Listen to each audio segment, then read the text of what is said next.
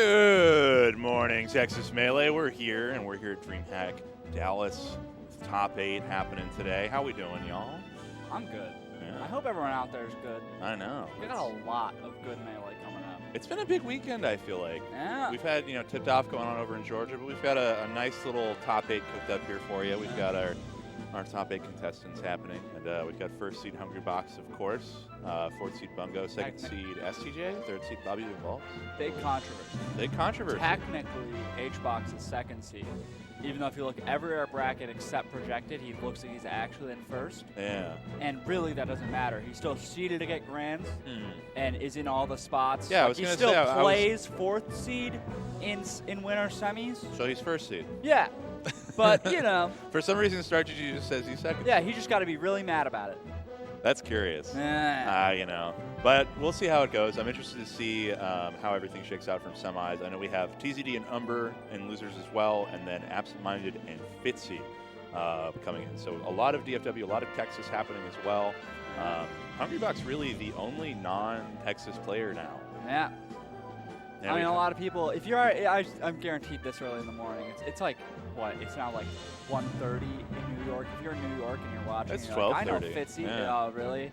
Yeah, Mountain 1 Time is to hour. our west. Yeah. I always forget. Yeah, if you see Fitzy and you're like, oh, they go nightclub. They're from here. They're ours. They're ours. Sorry. Check their check their sponsor tag. Their StarGG prefix. Yeah, that's DFW, baby. Absolutely. And TZD. I think headphones on is probably a good look. They're projecting us out over the house, so hello to everybody out there in the house watching. But yeah, we're gonna get ready for some Puff Link as our first match in top 8. Fun one to start. At the very least, I like both of these players, so makes it all worth it. It's more tolerable. Yeah, I get to enjoy watching people I am friends with play. Yeah, I'm very interested to see how well T handles the projectile game from Umber. Umber is really, really solid at setting up that wall. Really, really solid at making sure that it's hard to get in on it. Yeah, his wall is actually insane. Yeah. Because I've always thought, like, yeah, Boomerang's good. You just see it, and like Bomb's the problem, and like Boomerang becomes a problem because of Bomb. Yeah. But like even when he doesn't have Bomb in hand and he throws Boomerang, I'm like, oh, that's such a problem. This is a problem. Oh my God. His conversions are incredible, yeah. honestly. If he ever hits like a hard knockup on Boomerang, it's like, oh, you're punished. Yeah, this could be up air. This could be a juggle. This could be death at certain percents. Yeah. It looks like we are locked in on, Puff and Link. No Fox here. Umber has been working that Fox secondary. Has not been working out. I've not seen him pick Fox and win a game. It worked against, not here, but it worked at Low Tide City where he defeated Wubs as well. So the Fox has done work before. It's just a question of getting in there. It looks like we're right in on the game. We've got our button checks, and it's happening. FOD to start. FOD is a good pick, I think. Small enough that I feel like Umber can build a wall, but I feel like TZD is fine with it. That's a really good wave dash through. Yeah, no, the up tilt hitbox is kind of funky, and Puff is just like pancakey enough to squeak under. It's like, see, this is already a pretty strong start from T. I think so we saw this happen yesterday, right? With Umber and Mother Earth. With Mother Earth, also known as Case. But Case would try to interact with Link on ledge, and it just didn't work out all that well. I like that T already started getting space, but we see the wall being built up. The eye out on that bomb. Okay. I love all of T's decisions on ledge and then to get off, shield the bomb. He was clearly going for a power shield, missed it, but it still works out. Yeah, I feel like the scary thing for Puff is like you have to commit to the air so much as part of your base game plan. And it's a little difficult when like there's this huge wall of projectiles happening. Yeah, I mean, so far T's done a great job aerially dodging projectiles. That word messed me up. Gotcha. I couldn't figure out what it was. It's a little early. But really really good drifting through everything. Like right there, just that up air just completely stuffs Bomb out. Hit. Yeah, the bob and weave has been really solid, but forward air there's going to stuff out back air and just bombs and bombs and bombs from here on out. I mean, Umber's already picked up a few good wins this tournament. It would be huge to see just like getting this racked up, getting guaranteed 5th. Would be crazy for basically solo Link in this tournament. Up air. Yeah, really good bomb up air. Great DI. Yeah. This is where things get difficult, right? Like Puff is such a good character with the lead, but without it, sometimes it feels like she struggles so much. Umber also, we always talk about how he puts up a wall, right? Yeah. But his wall is pretty proactive. Yeah. Right? The second he gets anything off that wall, he pushes. Yeah, he's slanging. Yeah, like he is just putting that up to make it difficult for you to get in and for him to be able to make the right decisions, right? So much of projectile game is based about like conditioning your opponent and making them make mistakes that you can then capitalize on. You know, for that drill grab, Umber spamming spot dodge. Man, no punish off that, and not able to get the up air, but still very scary. Rest? No. I feel like rest there's also scary. Yeah, because you're at 40. Yeah. 45. You could get. He probably has some weird link cheese setup. Yeah, like bomb into up B or something. Who knows? Something crazy. Something that was just like proactively theory crafted by Sage State. Yeah. Back in the day. It could have been some like weird Sage of the Link Discord from 2012. Yeah. That just they're now figuring out is actually good. Yeah. It's like a post on Smashboards from like 12 years ago. Yeah. Like actually, he was right the whole time. Oh. Do you remember the old videos Chandy used to put out? Yeah. Melee Library or something. Yeah, Melee Library, and it was like the Flame of Courage. Yeah, he had a bunch of Bowser tech. Yeah. That it got famous on Reddit. It's so fun. The Koopa Fortress. Yeah. Backdash something. Yeah. What a legend. Yeah. All right. Umber with a clean stock lead here, just trying to pull in that first game. So I feel like if we lose here, we'd probably see Dreamland, right? Yeah. I feel like Umber's been doing a really good job of calling out anytime T wants a grab. Yeah. All right. Every time Umber kind of baits T into like, hey, get a grab here, and then perfect spot dodge punish. Yeah. Because if you miss a spot, if you hit into a spot dodge on Link, you're getting up B. Yeah. Every time. You get hit pretty hard. Oh yeah, great wave dash F smash there from 2ZD though. Umber's DI is really good too, I gotta say. Yeah. Like the survivability here has just been bonkers. Yeah, oh that's my that. God. That was a brutal one. Yeah, TZD shaking his head. I mean, it makes sense, honestly. It's difficult to get in on this character. It's only frustrating when you know you can do it. Love the look to the camera smile from Umber. He's cheesing. I love when people like know and interact with the audience a little bit. We go Battlefield. I guess that kind of makes sense. Yeah, big top platform you can refresh your jumps on. And he wants that was incredible neutral. Just 3 or 4 up tilts in a row. Just love it. But I think T wants less space overall. I feel like maybe he's thinking Dreamland, too much space for like projectiles. But outside of Boomerang, Link projectiles do have a pretty set range. Yeah, they're fairly linear. Right? Even Smash Stick Bomb doesn't even go like the full length, even like a half length of Battlefield. Yeah. Oh, another one. Umber's recovery mix has been really good too, because like normally, Link gets pretty like, oh, I need to like tether, I need to save my up B, I need to save my jump. But it's like Umber just swaps between all 3 of those very, very like mysteriously. It's very difficult to like tack on where Umber's at with wanting to recover. Because like a lot of times he would go out and like try to cover the tether, but for that time he's just dropping down like low up being great drill up smash finish and stuff. Go. These bombs are definitely every projectile is definitely interfering with T. There's been at least 2 times this set now where T's gotten, the 2 grabs he's gotten have come while Boomerang's out and interrupted him. Oh my God. Down throw up air is so real. Yeah, instant up air is, that's out quick too. That looks like it's like frame like 4 or 5. Yeah, it is way faster than you think Link up air would be. And it lasts forever. Yeah. Like probably his best move other than air. In the air at least. Yeah. Like back air is pretty mid. Down air is like it takes a long time to come out and make something happen with it. But like up air and air are just crazy. Yeah, absolutely. Down throw here. No platform. Yeah. Attack chase the line down. I think Umber's got good awareness on that, honestly. It's just like don't DI to plat. Don't get caught up in a tech chase rest. I don't know how puff down throw works on a character like Link who's so heavy. Yeah. But also not super fast volley. Yeah, he's like a heavy floaty in this game. He's kind of midweight, I think. But like heavier than Marth, but not actually like a floaty. Yeah. It's a weird weight class always. Yeah. So I don't know how, like on Sheik, the down throw works where if you don't hold out, you always get rested. Yeah. So I don't know how that works on Link. So many bombs here. Yeah. Oh my gosh. All right. Down like 5.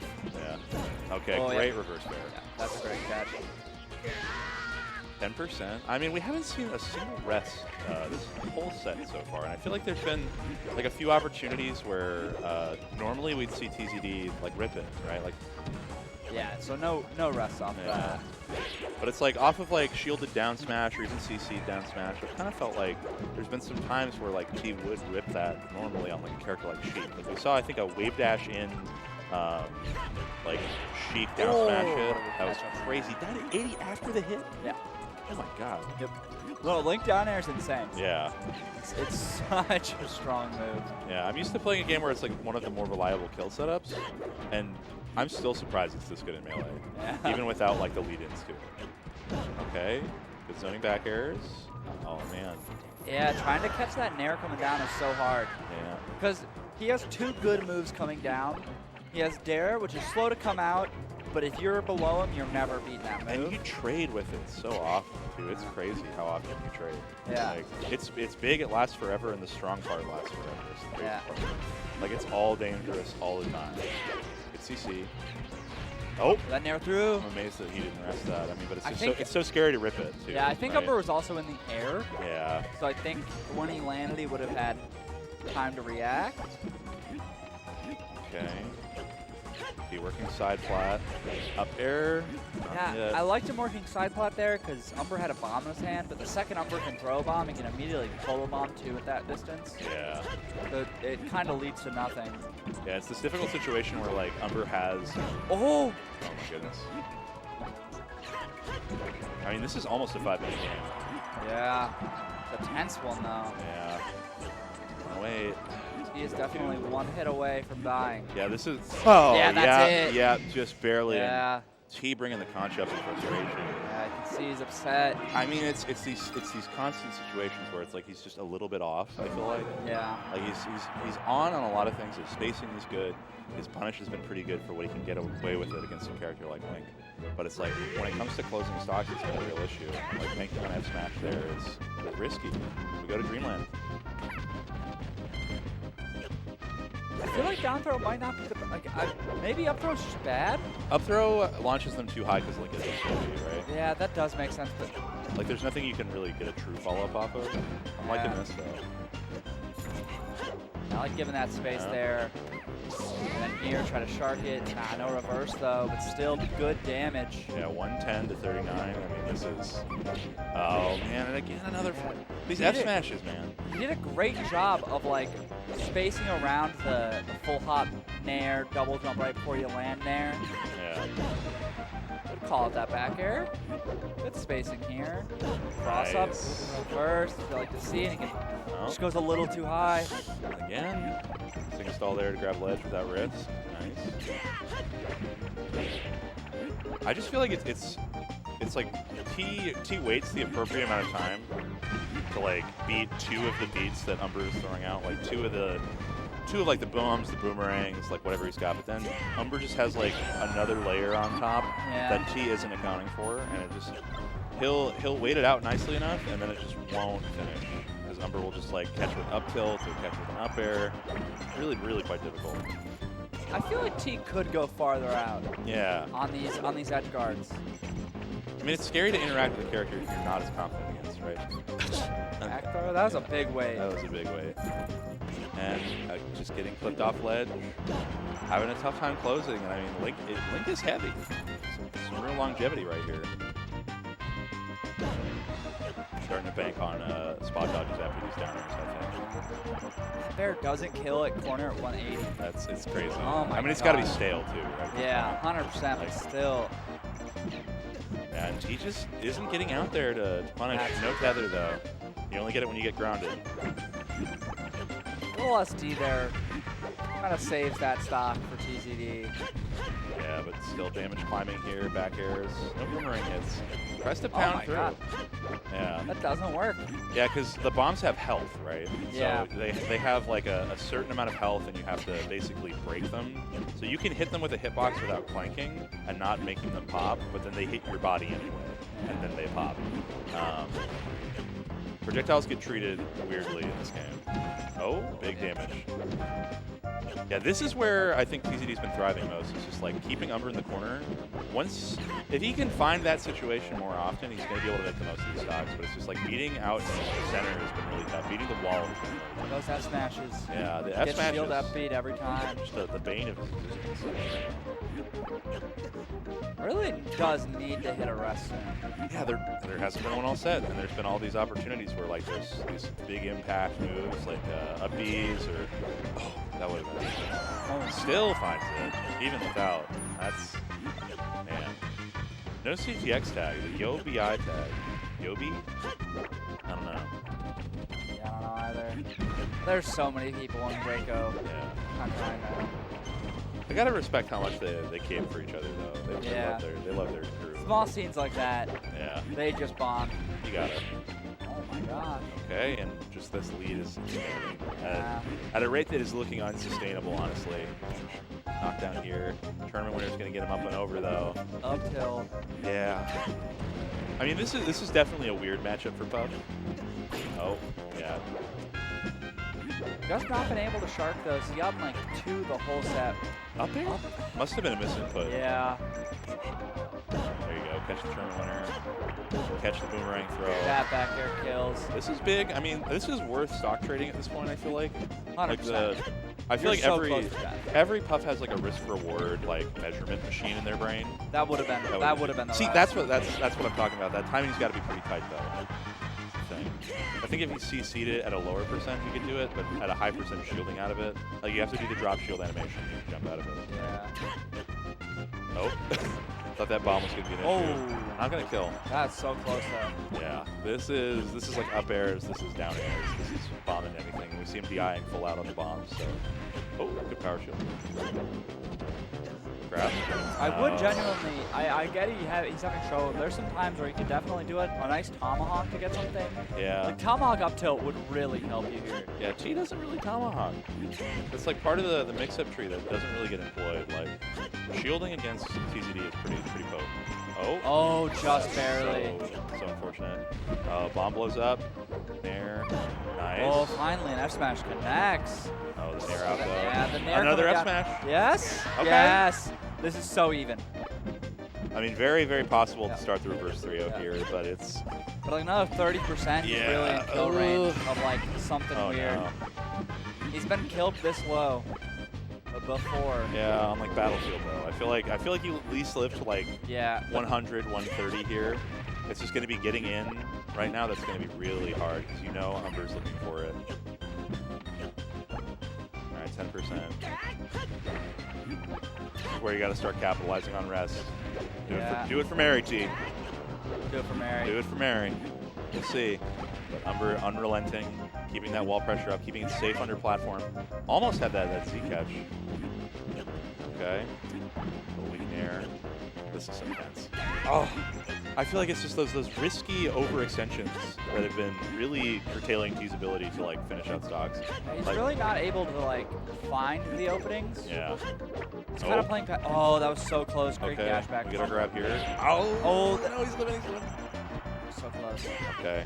He's not living another one of those. No. This is very, very, very, very like anything here is going to be bad. And Umber just a little slow. The down smash though, and that's going to take it 3-0. Yeah, T just drifted into that, hoping to get something off the drill, but yeah, he was too in the middle of it, I think, to be able to like really finish off into an up smash or anything. And it seemed like I think Umber might have been in the air a little bit at that point.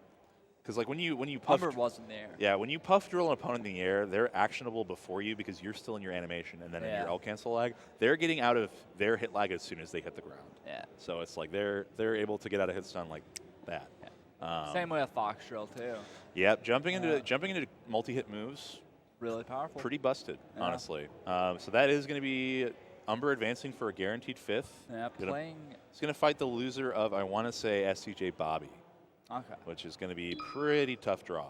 But if it's another Puff. Puff. I think anyone in the top 4 for Umber right now is a pretty tough draw. Yeah. Like even Bungo, the 4th seed of the top of the bracket. Beat him earlier. Yeah. Made Umber switch to Fox. Yeah. So Fox on FD. It's going to be rough for Umber going on, but that was a great showing from him. got AbsentMinded Fitzy coming up next to us. I love it. I love watching Fitzy play. I am a big fan. I was talking to Fitzy after the last match we had yesterday. Was Fitzy versus Pope Jean Paul. Very right? good set. Yeah. Fitzy one of the was most like, evenly. Yeah. Fitzy was like, I was playing the worst melee I've ever could have possibly played. Oh my god.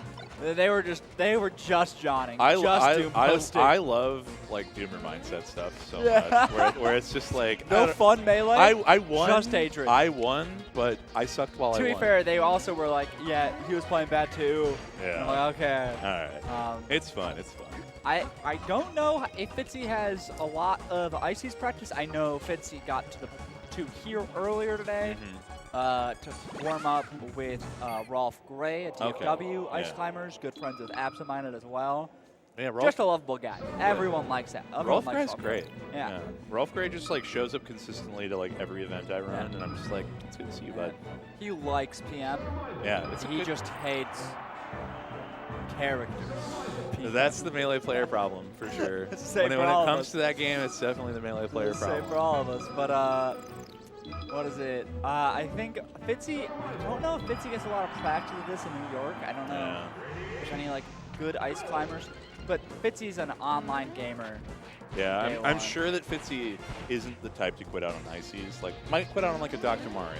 Right? No, I don't think Fitzy even quits out on that. That's brave. I don't know. That's brave. Kind of hard. I feel like there's a rare breed of player on online where it's like, you know, you kind of are just like, you don't quit on anybody. I don't quit on Dr. Mario, but if they show me I should quit out on them, then I'll quit out on them. That's fair. That's right? fair. Like if it's unranked and you're pill camping me, dude, I'm not gonna play with you. Yeah.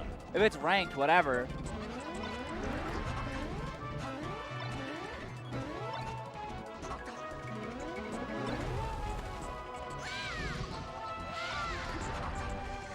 Yeah.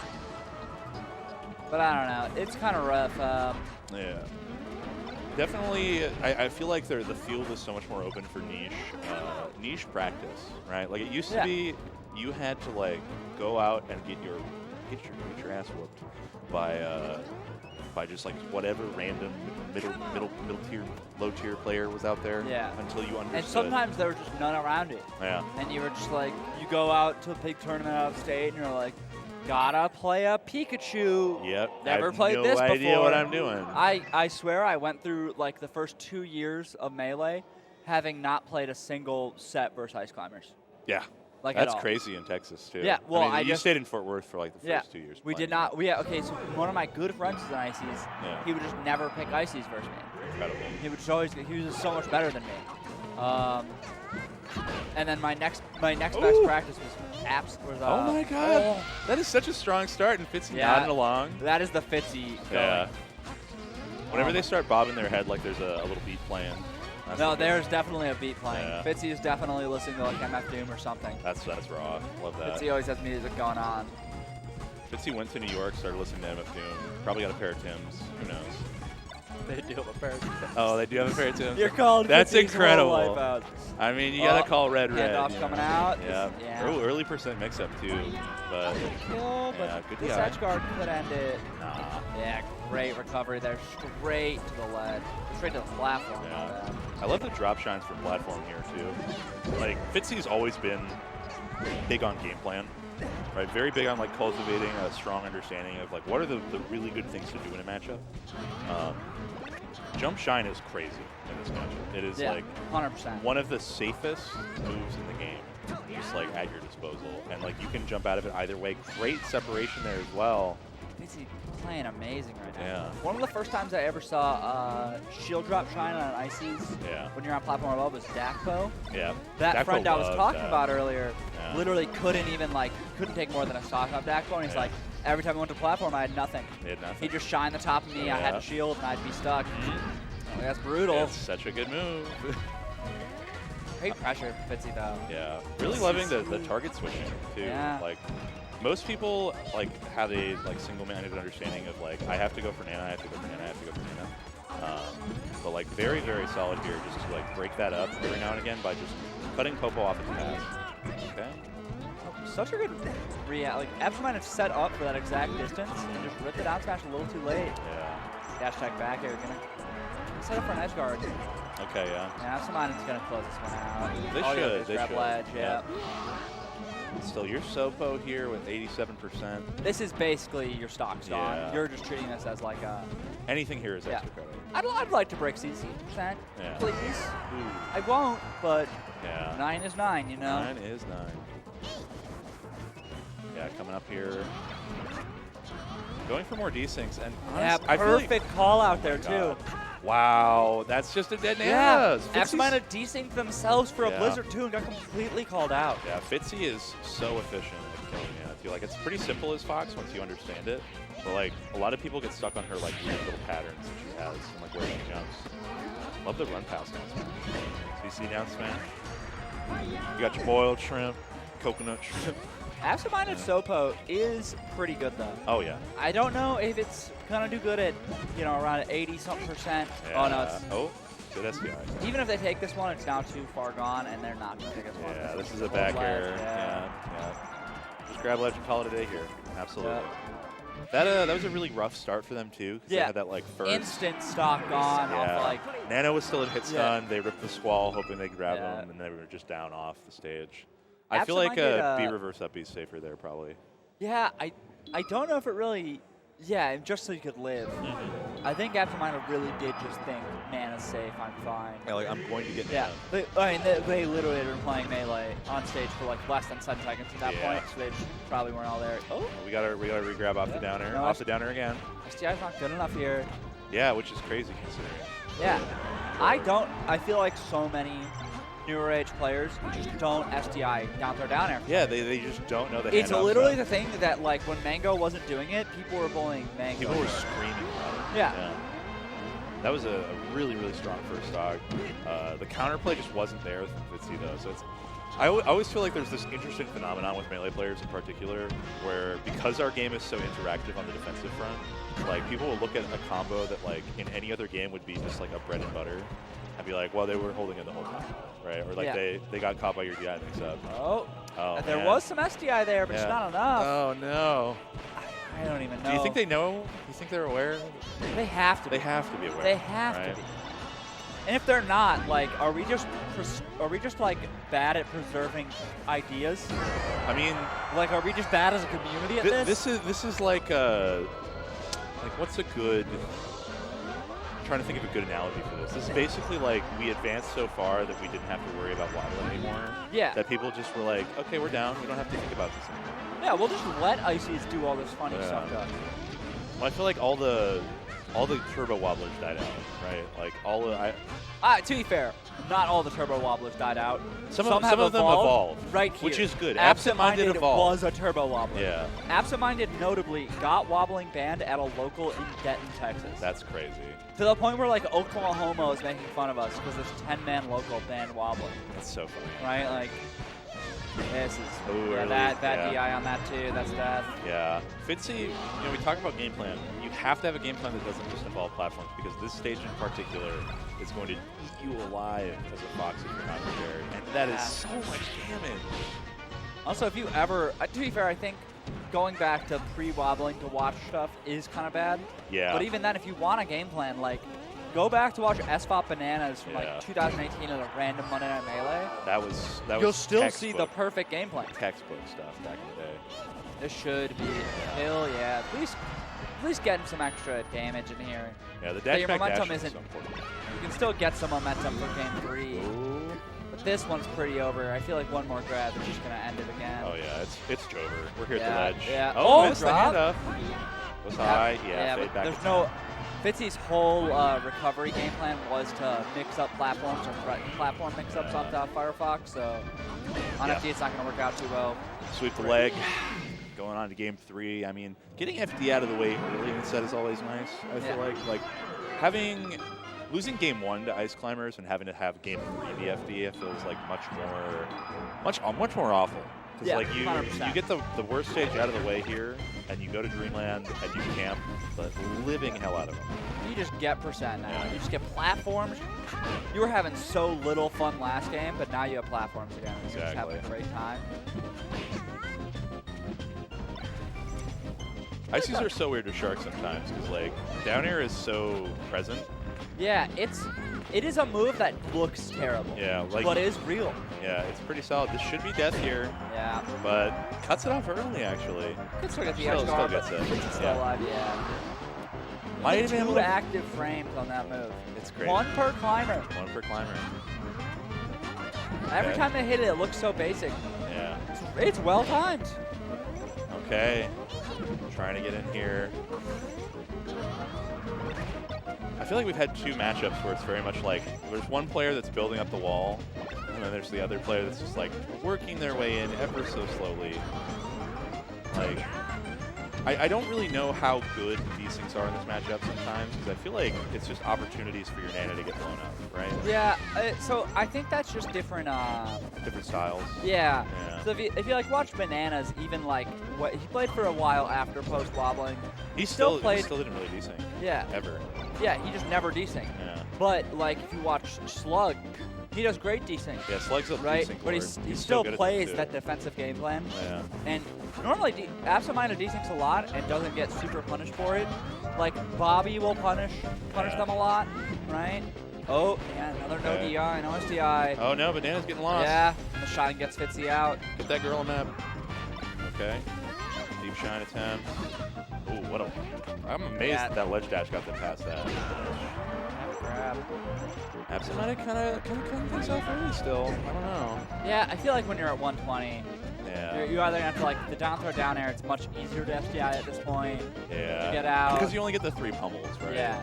And like if you're dropping it, you'd rather just hit the S smash down. That's fair. That's fair. Gets extra percent.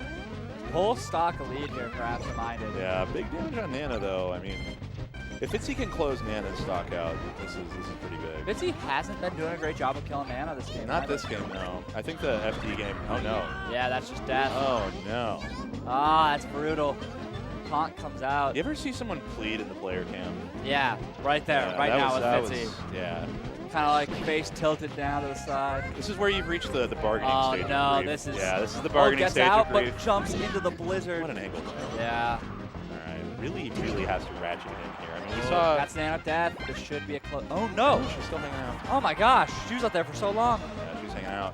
I think there you go. See, that's the kind of shine that Fitzy was looking for this whole game, but wasn't able to find. Find 2 more of that, you're good. Yeah. I don't know if AbsentMinded's gonna give you 2 more of that. Oh, no tech. And oh, the Blizzard. Yeah, This should be dead. yeah. No, early. I think. So many times where I think they're gonna die just because. Yeah, well, they're dead here. They're dead here. That's 2-1. Yeah. Ah, Fitzy looking down, Doomer posting. Yeah, I kind of feel like the way AbsentMinded plays, it's very easy to blow it against them. Yeah, 100%. Right? Like, oh, 100%. Ices are definitely a character where you give them an inch, they take a mile. Like, that's just the basis of being like a grappler character, basically. Yeah. I do like post-wobbling Ices because they are a grappler. They are an actual grappler. Yeah, because before they were a grappler that was... Yeah, they were Iron Man one in MVC2. Yeah, well, do not compare that to Iron Man. That Light one's cool. punch. Heavy punch. That one's cool. You definitely learned that as a kid, too. Yeah, that was... I learned that as a kid. That was a great Infinite because it had I was doing variants. that on my friends. They would get so mad. Oh, but this one had a lot more interesting combos. Oh, yeah. It's falling apart. This is the experience gap, right? I feel like there's so much of Melee that just comes down to how many times have you been in this situation, and how many ways do you know how to deal with it. And Fitzy has only been playing, I think, since like what, 2019, 2020? Yeah, 2019 or 2020. Yeah. So like, still a very, very solid player. Is making like leaps and bounds. But AbsentMinded's been playing for like almost a decade at this point. Like at least 7 years. I feel like, because I know they've been in DFW as long as I've been in DFW. AbsentMinded is old. Yeah. In Melee terms. Yeah. Which is crazy that that's old when I think about it. Yeah, you're old. I'm old. I'm an old head now. It's weird. I mean, like at least in, I don't know about other teams, but in Texas, yeah, old. People like people in DFW have definitely like I feel like they've said AbsentMinded started playing like AbsentMinded probably started around COVID, right? Like they didn't wobble, and I'm like, you don't know. You don't know the suffering. Because the funniest quirk they have is that they tap the A button with their middle finger. Yeah. Like top down. I remember so many people complaining about that for some reason. and I didn't even get it. It's like, I get it, you're getting wobbled, but like, I think people why thought is it was that like the part you're a not? gesture issue, right? Where That the would be middle okay. finger. That actually makes me Like, think F it's you, way you know? funnier. It's way. That's funnier. way funnier. Oh, my that was God. such a crazy mix. Yeah. Just a down throw with yeah. Popo, buffering the wave dash forward and C-stick back there. Yeah. That was so sick, but Fitzy trying to clean this up. This Nana decent. This could be even Stevens if they finish this out. And should be. Oh, that'll land. Okay. Nice shine. Not gonna end it though. Smash will. I'm just realizing, are they wearing BKVN for Beckfin? Probably. Probably, yeah. I don't know who Beckman is. I feel like I've heard that tag before. Oh, no, you're right. I have. Yeah, I just don't remember who it is at all. Yeah. Oh. Wow. That was such a weird interaction. Get out of there. they like held down to the ground and immediately slid up Yeah, jump. they slid off jump so quick. And that was off of down here, wasn't it? Yeah, I don't know. Like, that was like the most monstrous case of box STI I think I've ever seen. That's the first case of it this whole set, too. I mean, you have to be if you're down 2-1 and frustrated. Right? You have to be mashing those buttons. That not working now, though. No. That is early. I mean, that's the mix-up, right? Like, you think you're going to get down air reset, out, and then you're mashing out and you get forward smash instead. You just feel like boo-boo the fool, you know? It's tough. Okay. He got jabbed for 1%. I think that might have been a phantom. Might have been. I can't even tell. I don't think there's any jab in the game that does just 1%. Yeah. And also, every time Fitzy's gotten jabbed this set, they've gotten grabbed. Yeah. So. Okay. Good patience there. Yeah, great. Way to hit the Nana. Close out. Back to even. Don't get grabbed. Look at that big deep breath. They're talking to themselves, making sure they know exactly what they need to do. Take it patient, take it slow. Pick to the game plan. Yeah, running on platforms and then gets called out with the jab. This is not the game plan. Yeah. Oh, we get out. We finally get out. SDI down and away for the first time without just disappearing. Oh, get Nana. Yeah, Nana's She's gone. gone. I mean, the Sopo is still a threat here. At 68, you're going to get down smashed off stage. Yeah, if you're dashing back, you're called out with that. You're dead. Oh, that's it. Dash back. Oh. Gosh, okay. The drill was so close, and that's going to be it. Oh, my God. AbsentMinded gone. I guaranteed fifth. Fox gets tossed to the table. Yeah, Board gets put upset. down. Oh, Killed by the Sopo. Just one whiff drill is going to end it all. That is a heartbreaker for sure. But AbsentMinded is going to go ahead and advance. After such a good game one, too. Like a brutal game one. Even with the early SD, right? Even if that happened, like, even the Sopo probably wouldn't have done that much right away. Yeah. Right? I feel like it's that experience dip. Yeah. You know, you have players where it's like you lose that first game and you're like, what did I do wrong? Here's what I did wrong. Here's what they're doing right, and here's how I need to avoid it. Yeah. And AbsentMinded is very, very good at adapting over sets. Like, there have been sets I've had with AbsentMinded where it's like, I'll be just running things for a while. And then all of a sudden, just 2-3 things get changed up, and it's enough to start pushing things back. And I mean, having the ability to be an adaptive player is the most important part of any fighting game, right? Fitzy's, okay, so on Dreamland that last game, Fitzy started a game plan, but the game plan was like, they'd go to platforms, run around side and top, but only like one side plat, and then jump top, come back down, land, jump back up, and it's like, you really got to spend more time up there to scout They a better didn't take landing. any breathers. Yeah, right? Like, you're didn't take just any going breathers. back in. Yeah. I feel like game 2 on that FD really frustrated them, and they just could never reset from that. No time to breathe, no time to reset. Every time they did have time on an Angel Plat, they were just kind of upset. Yeah. Right? Little doom posting up there. I feel like the big thing that comes with time is knowing that you have 8 minutes. Yeah. You have so much time. Because when you start playing Melee, you love how fast it is and how refreshing it is and how tactile it is. Like, Melee is, I think, the most, like, hand-to-brain reward game. 100%. Like, when you are dialed in on Melee and you are good at moving in Melee, nothing feels better. 100%. Melee just sings in that way that you're just like, you're humming along like an engine. It's a wonderful feeling. SJJ Bob. SJJ Bob. Monday Night Melee, just all around Texas classic here. See, that's the one I was hoping for at Low Tide. I was like, if SJJ beats Live, we get winners finals Monday Night Melee. That crowd was screaming. That crowd was crazy. That was like the most Texas solidarity I've ever seen in like the last like 5 years. Yeah, like well since LTC 7, right? Like at that tournament, I think it was my second time Albert meeting beating Salt. H-Box too. It was my second time meeting Salt, and like I met Salt during the beef Texas era, where Texas was every Texas, city. Everyone had beef with. It wasn't even like any real beef. It was just like, oh, we hate X city because we're from Y city. Exactly. Oh my gosh. Houston, better than DFW. Yeah. Can't tell you why, but we are. Yeah. But I remember Billy Bo Peep playing Shroomed at that tournament. Oh, Salt looked at me and goes, why do we all hate each other? Why do we all do this? We're all just Texas. We're all just Texas, and baby. we hugged, and I was like, yeah. Yeah. And then Billy lost the set, and then COVID happened, so it was all real sad. Yeah. But now we're back, and we all love each other. It's crazy how that works. Some of these new kids don't know. They don't know. Oswald going around just slinging hatred. They don't know about the beef days. Yeah. They don't know about the real era. Yeah. Where you could not go in that other Facebook group. No, dude. They would eat you alive. Someone invited me to the CSTAT Discord one time. They immediately kicked me out. And someone like DM'd me like, never come back. Never come back. And I was like, what? What do you mean? What did I do? No DFW allowed. We're going straight into this one though. Yeah. Bobby Big Balls versus SDJ. Bobby the Falco. This is so these are two legs of like the DFW triangle, and it used to be a pretty equilateral triangle, and it's kind of torn away into an isosceles where Salt is like leading the pack. Yeah. The angles got a lot sharper, but these two I feel like go back and forth still constantly. Yeah. Bobby's kind of had the favor. It is. Right now, I do think it's SDJ's favor in the last few months. I know last season it was. I think Bobby's been picking it up this season. That could be happening. I did just look at that thing you made. Yeah. But I was like, we got to start tracking this again.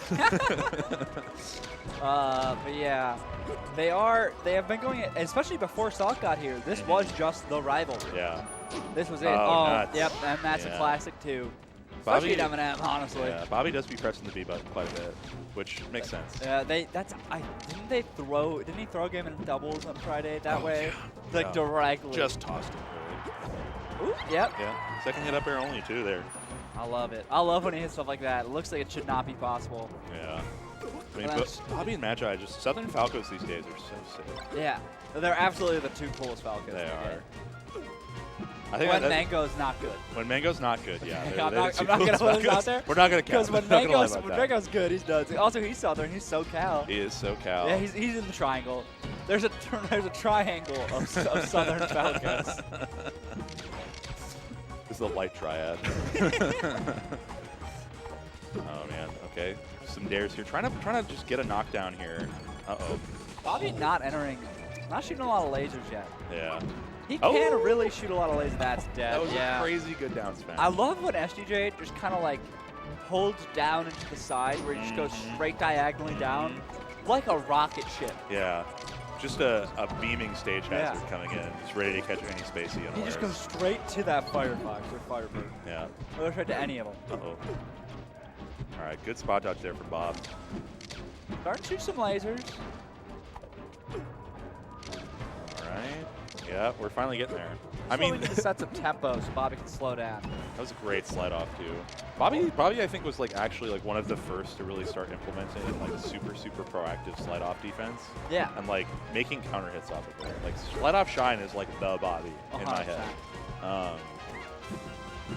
Yeah, just trying to close this out here. SUJ playing pretty safe on side plat.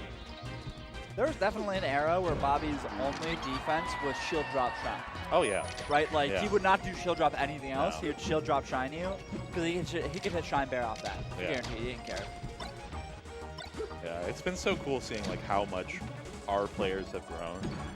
I think Texas and the South and like general have had like insane storylines occur over the last couple of years that people are just finding out about. Especially Texas specifically, like Texas and pre-COVID. Yeah. Louisiana even more actually. Yeah. My bad, Louisiana. I forget you guys aren't us. Yeah. I love y'all. They're basically like with how close the scenes are. I feel like there's a lot of love there. But like, I feel like pre-COVID, people did not know about us. No. Oh my God. Like people were like aware of like Albert and like they knew about bananas because bananas and things, but it wasn't like they didn't know how deep we ran. They didn't know That's SFOB. They didn't even know Wobbles lived here, kind of. Yeah. Like they didn't even know that. They're like, he's Arizona, right? It's like he hasn't been in Arizona for like 6 years. Yeah. All right. up trying to get in on this. Okay. SCJ is so controlled in the corner. Like, they really do not give you much. Bobby's had to, like, triple wave dash in back air to be able to even, like, get close enough to where SCJ's hanging out. Oh, this could be it. And, yeah, sure is. There you go. Looking for 3, but only found 2. Great, just simple defensive, slow gameplay from SCJ, where he took every opportunity given to him, right? Yep. He didn't let one cross, he didn't let one go. He just took it when it came to him. Can we talk about Bobby's fit today? He's always fitted out. He's of big kidded. events. Yeah. He'll show up for locals and like actually just compare SDJ versus Bobby, where Bobby normally neither of these players dress up for locals, don't dress up for locals. Yeah. It's a Monday night or like a weekday night, don't do it. If you're coming to this, do it. SDJ looks the exact same. Yeah. Exact same. Duncan is probably wearing a second layer. Has a hoodie somewhere. I'm proud that he's already taken off the jacket. Yeah, kind of huge. Yeah, because that means he's try-hard from day one. Yeah. He wants to win. He's trying to beat H-Box. It'd be pretty interesting to see if he can manage it. I mean, the Puff Ditto is always a difficult one. But It's a volatile one. SGJ is quite good at it as well. Oh! What do we get here? Yeah, push forward. Walk it over. F smash. Great tech, but still. Yeah, too high momentum for that tech to even matter. SGJ is really, really masterful at finding those. They have like Omsitech Falcon Hunt. SGJ is actually an Omsitech god. Yeah, SGJ taught me about Omsitechs in like 2017, and like went through the whole detailed range. Yeah. Knew like numbers for when things broke, which doesn't help me. I don't know the numbers. That's fair. But still insane knowledge. Oh yeah, the fact that they've had 6 years of time to like polish that is nuts. SGJ is also, I think SGJ has been playing since like 2014. Yeah, they've been around for a long time. Yeah, he started as like a Fox player and switched to Puff because Fox was, I forget if they said Fox was too hard or easy. I'm pretty sure it's easy. I think a lot of people that play Puff are like, yeah, this character is like, Fox was just way too easy. Yeah. Oh, shot grab, up air, not gonna kill quite yet, good DI. I definitely feel like, Oh, great call there from Bobby. Yeah, getting that wave dash to the shield and 4 stocks to 2, the Bobby breakaway. You know, before Bobby moved here, Yoshi's literally was SGJ's free win stage versus everyone except SFOP. Yeah. Like SFOP was the one person who broke it.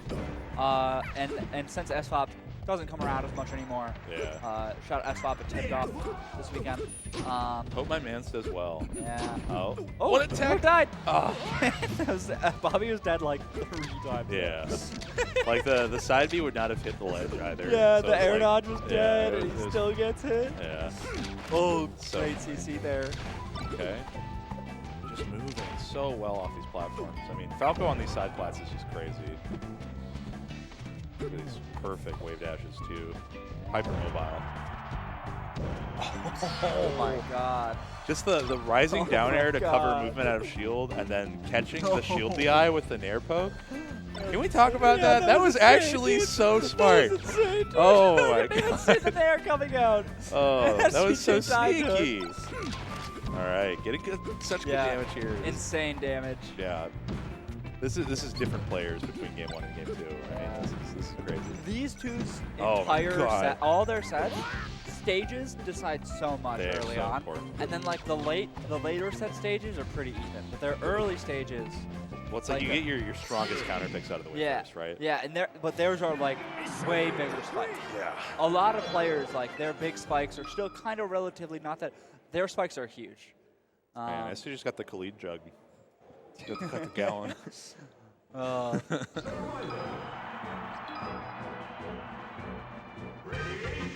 Okay. Yeah, Dreamland. Little game 3 action. Bobby. So, like I said, I was saying their peaks are really high. SGJ usually peaks high a lot on this stage. And this is a weird reason. I don't know why, but on Dreamland, SGJ gets a lot more rest on Bobby. Yeah, I don't know why. It's a very like strange thing, but I think it's just literally like. So SCJ's risk reward has always felt very skewed on when they decide to rest. I think the bigger stage leans in more on like low risk, high reward. Yeah, that would make sense. Because they're like, if I'm at like low percent, I can just get this. I don't have to worry about it as much. It's like they tend to stop resting at around like 40 most of the time. They're like worried about getting hit in like a weird way or into a combo. Don't want to have so much percent racked up. Yeah. Don't want any of that. It's a very like interesting thing, just how different all the Texas pups have on their like reward skew. Yeah. Because like Palpa is like we have every dot on the exactly. On the line. Our plot is just we have the highest the person that takes the most risks, the highest rewards. Palpa. Person who takes the least risks. SJ. Yeah. And then you have like everyone in between, like TZD, Oswald, Hunter are all like fall on their own part of the spectrum. But like you have two polar opposites within this scene, and it's awesome to see. Oh, what a crazy reverse bear. That should just kill. Yeah, get him tagged. Unforged. No flames to guard him either. Fox at least gets the benefit of you have to wait a little bit, right? Yeah. But like Falco just gets blown out. Oh, trade. Oh my god. Amazed that Great shot on that one. Great punish. Okay. I was kind of amazed at that jab reset. Felt like that should. Down tech chase. Bob's really been finding a lot of grabs too. Like Bobby normally like uses grab for like setting up into up air, and Falco doesn't have true grab confirms on a lot of the casts. But like up throw up air kind of works. Yeah, it works pretty consistently nowadays. Especially like the laser sets up perfectly, right? Yeah. To where they can do like a dash, hit the up air. Okay. Falco up air is such a weird one too. It's such a weird. The way laser works on the up throw. Yeah, that one hitbox that just doesn't send anybody anywhere. Yeah. Melee's a fun game. Melee is not like on paper a sensible game, but God, it's a fun one. Yeah. Oh? Oh man. Yeah, no. Oh no. Oh my god. Where'd Bobby's jump go? Where'd Bobby's jump go? Probably I started Who knows? somewhere. Who knows? All right, coming back into it. Up air there. She'll drop safely. Oh no. Death. Yeah. Like you said, more rest. Yeah, I think those might be the only rest of the set. Yeah. So. That's STJ up 2-1, looking to slide on winners finals. Yeah, now we're gonna go to some more regional stages, maybe a Pokemon, maybe an FD. Probably Pokemon. I don't feel like Bob likes FD all that much. We started Battlefield, right? Yeah. Oh, we're going back Battlefield. STJ did win here, game 1. So yeah, that makes sense. we're allowed. You know, no Yeah. BSR here. Okay. Already starting off strong. Little flutter kick to get some dam. Nice. God. Oh my god. Bobby's down air tech chases are like the best in the business, honestly. That almost kills. Yeah. If this is another stage. Yeah, if it was Yosh, Yeah. it's over there. But yeah, Bobby's moving pissed now. Like you can see like there's like a visual indicator a lot of the time when like someone is like really nailing their fastballs. I feel like when it's like, oh, they're mad. They want to play quick. They want to get this over with. Like, look at this pressure. Up smash come out. nice. SJ expecting there to be a knockdown, but Bobby wiggling out just in time. Not get jab reset rested. They'll probably jab reset F smash, honestly. The high percent. Yeah. I feel like you're fine with a stock trade there. Yeah. I love the immediate shift here also from Bobby. He went in super guns blazing, super hot, just trying to get that first stock. And immediately, as soon as he has the lead he can work with, slows it on down. Just backs it on up. Is getting what damage he can. I think Bobby was about to side B. He was. I heard the noise. I heard the noise. I couldn't tell. Oh, and that's dead. Okay. Back's pretty even here. Yeah. Bobby slowed it down. Gonna have to pick it up. I really think once people start implementing, oh my goodness. Oh my god. Maybe a triple. All Oh right. my. Once people, jab reset rest. Oh yeah. Back to even. God damn. They're just working each other over. That was almost like a roll read. Yeah. Oh, that was the way he got to the. Oh, the way Bobby got to that jab. Yeah. Try and pressure that shield was insane. Like he did shield drop while fading back into a laser shine, which is just like so unorthodox. He did shield drop, wave dash, shield drop, fading back in the laser shine. Like that whole thing, all to do a little bit of shield. Just pressure. just to bait a little bit around someone's shield. All that. And now we might be dying for it. Oh no! SJ gets a little lazy. Yeah. Then press the big trigger on both sides of the controller. Okay. Yeah, break away. Yeah. Get out of there. Bobby classic. Yeah. Oh, I did not like that dare. I get where he's pressuring, but I don't even think SJ was even setting up to go for it there. Yeah, slide off there, right to ledge. Almost gets killed for the double laser, but somehow manages to avoid it. Oh no. This should be oh, the death. tech, Yeah, but it's a ceiling tech. Yeah. You gotta tech farther in for anything. It's really, really crazy how ceiling tech has a different amount of like lag to it before you're actionable. Because like walls are coded differently than ceilings. Yeah. Well, they didn't exist in 64. Yeah. So they're just different things. Yeah. In Brawl, they're coded the same. Funnily enough. Yeah. Like. What you get when you're made in like 11 months. Yeah. True. Okay. Look at lasers coming out. Gotta build a percent here. Yeah. Yeah. Okay, we find down airs. We find down airs. Misses the Oh. grab. Gets the DI though. Fine. Gets He's the DI fine. though.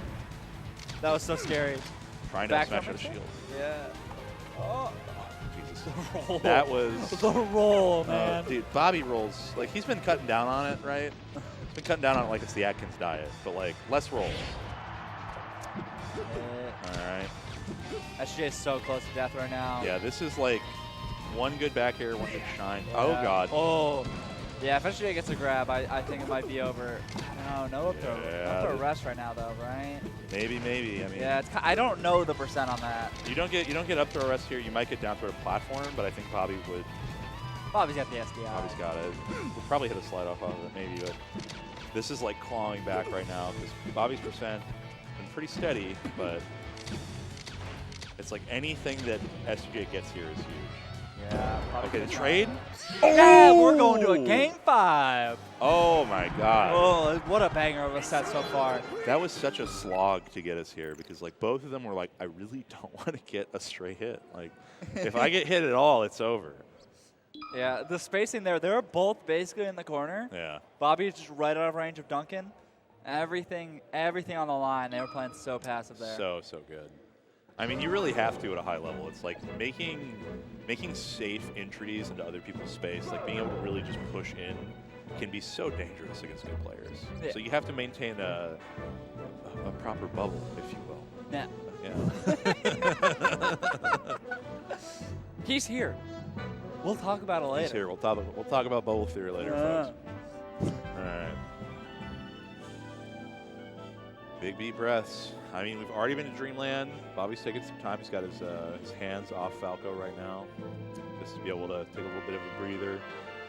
You know, I feel like the next stage is FOD. Yeah, I feel like it kind of has to be, right? Duncan. We're not going to go to Pokemon. We're not going to go back to Yoshi's after game 2. Yeah. There's no shot, right? Yeah. You'd have to be a very brave player. Oh, he's not going back to Yoshi's. Yeah, they would not. No. I think FOD is our ride or die here. Yeah. Yep. I feel like sometimes he doesn't want to pick this though, so I think that's why it took so long there. Yeah. Well, Bob was stretching hands. Oh, you're right. Too, so. I didn't even realize that. I wasn't even looking. Yeah. Okay. Beautiful shine to catch that platform. 40% here. Bobby's already just playing differently. He's playing hyper grounded to deal with these like strange platform heights. Like he's not biting on a lot of these. Yeah, great slide off. God, that was straight to the ground. So important to hit that F smash. They're gonna clip. Reverse fair 2. He is dead. Awkwardly timed too, because that could have done the kickback and might have given another chance, but SJ managed to hold the stock. Great CC off that. Keeps going. Oh. Bobby's moved. Like even though he's down, he is still very proactive at the moment. Down throw, up smash. That worked? Yeah. Oh my God. That one's insane. Light shield. Do we see an instant tomahawk here? No. Okay. Yeah, Bobby just gets Bobby away. instantly reacts with the shield drop. Smart. He's been doing some crazy catches. Oh my gosh. This pickup. Oh, that turnaround up tilt was so smart. Yeah. The DI mix on it. He did so much there. He got 78 from nothing. Like getting true combo 78 damage on top. Are you kidding me? Oh my God. That also not kill, but yeah, give it another 10, 20%. We'll see about it. But yeah, and all of a sudden SCJ has to play on the back foot. Moving on in. Catches. Yeah, oh my God. Bobby in the lead now. What a crazy I swing. love the way he just his light shot on top left, instant react, SJ dropping off Angel. Great tech. Oh.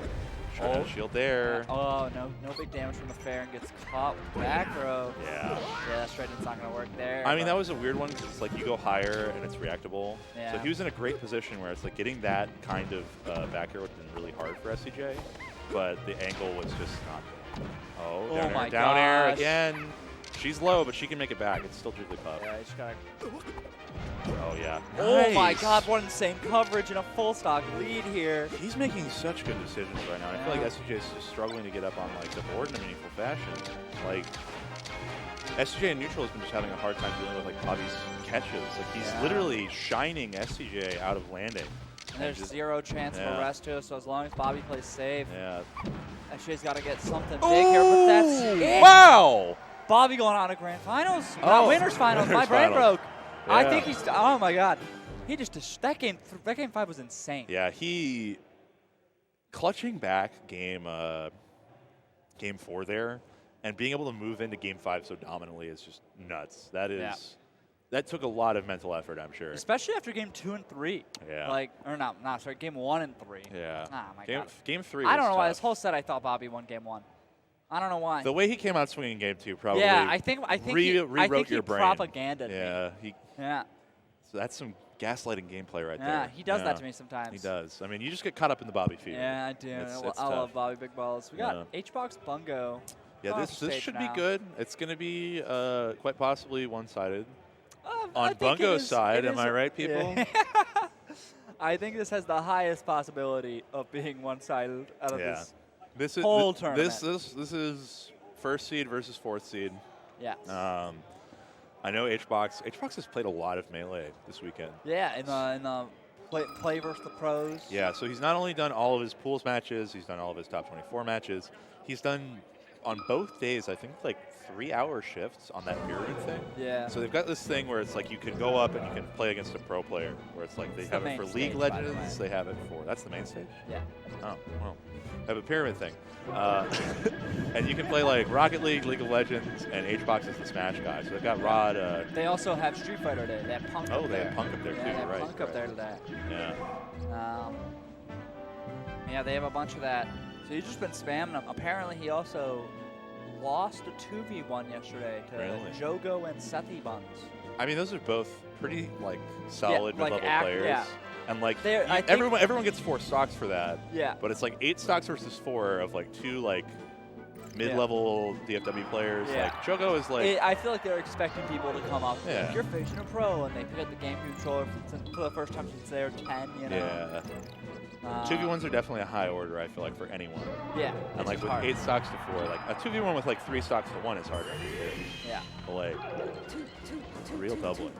So historically, Hungrybox has been like the biggest check on like the Sheik cause to win a major. Like 100%. even anytime he runs into JMOOC, it still feels like it's a pretty tough draw. Yeah.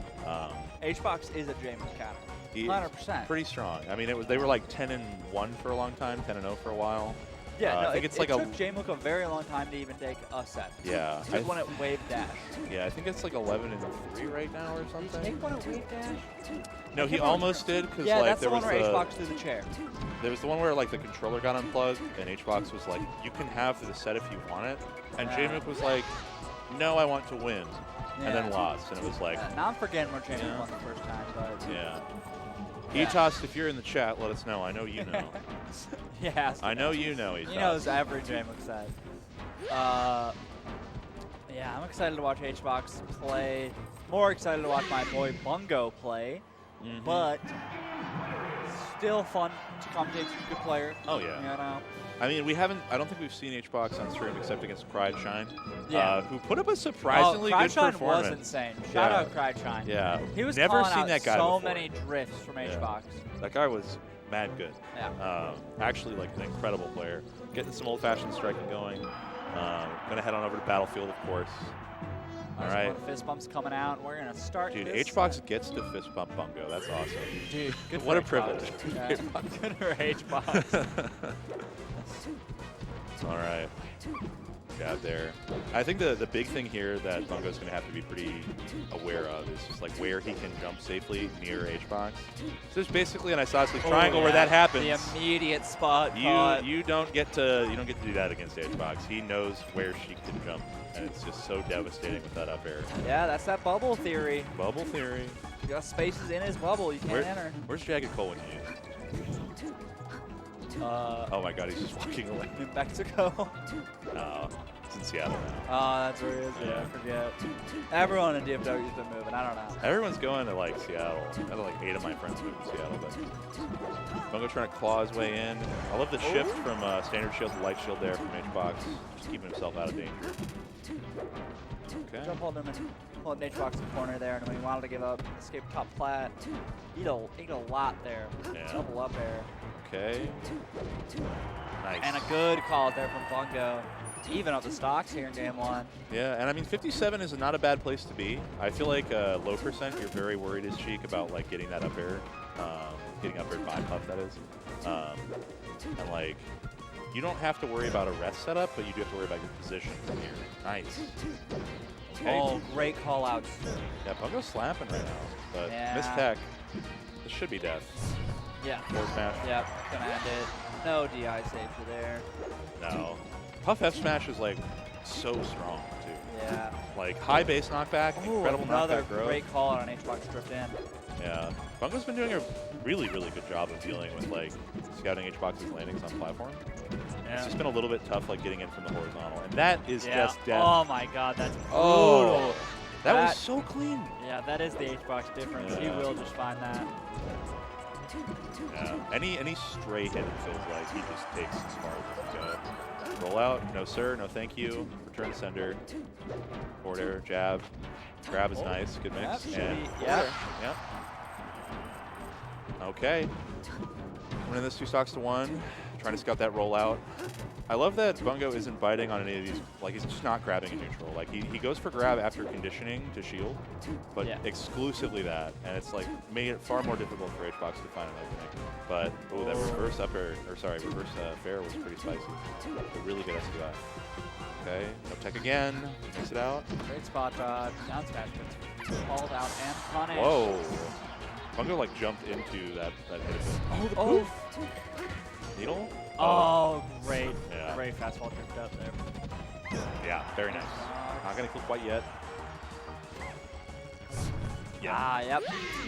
Good stuff still from Bungo. Yeah, not getting gapped too badly here. Yeah, honestly. a lot of good callouts, a lot of good neutral pressure. Even like threatening HBox, crouch, wave dashing, and neutral, right? Like, still plays it real close. Plays it where he can punish anything. Yeah. Yoshi's pick here makes sense. Already kicking off some good damage here. Okay. Nice. Good job contesting here. These low side plats make it to where Bungo can use F tilt like in center, kind of catch shield drop. Seems to be working pretty well. Yeah, no, this wall Bungo's putting up. HBox just running into it. Called out. Down smash. Oh, that Phantoms too. I'm not sure who got Phantom, but there was like a Phantom interaction. Yeah. Okay. Oh. Insane F smash. I mean, that's the Bungo classic. Yeah.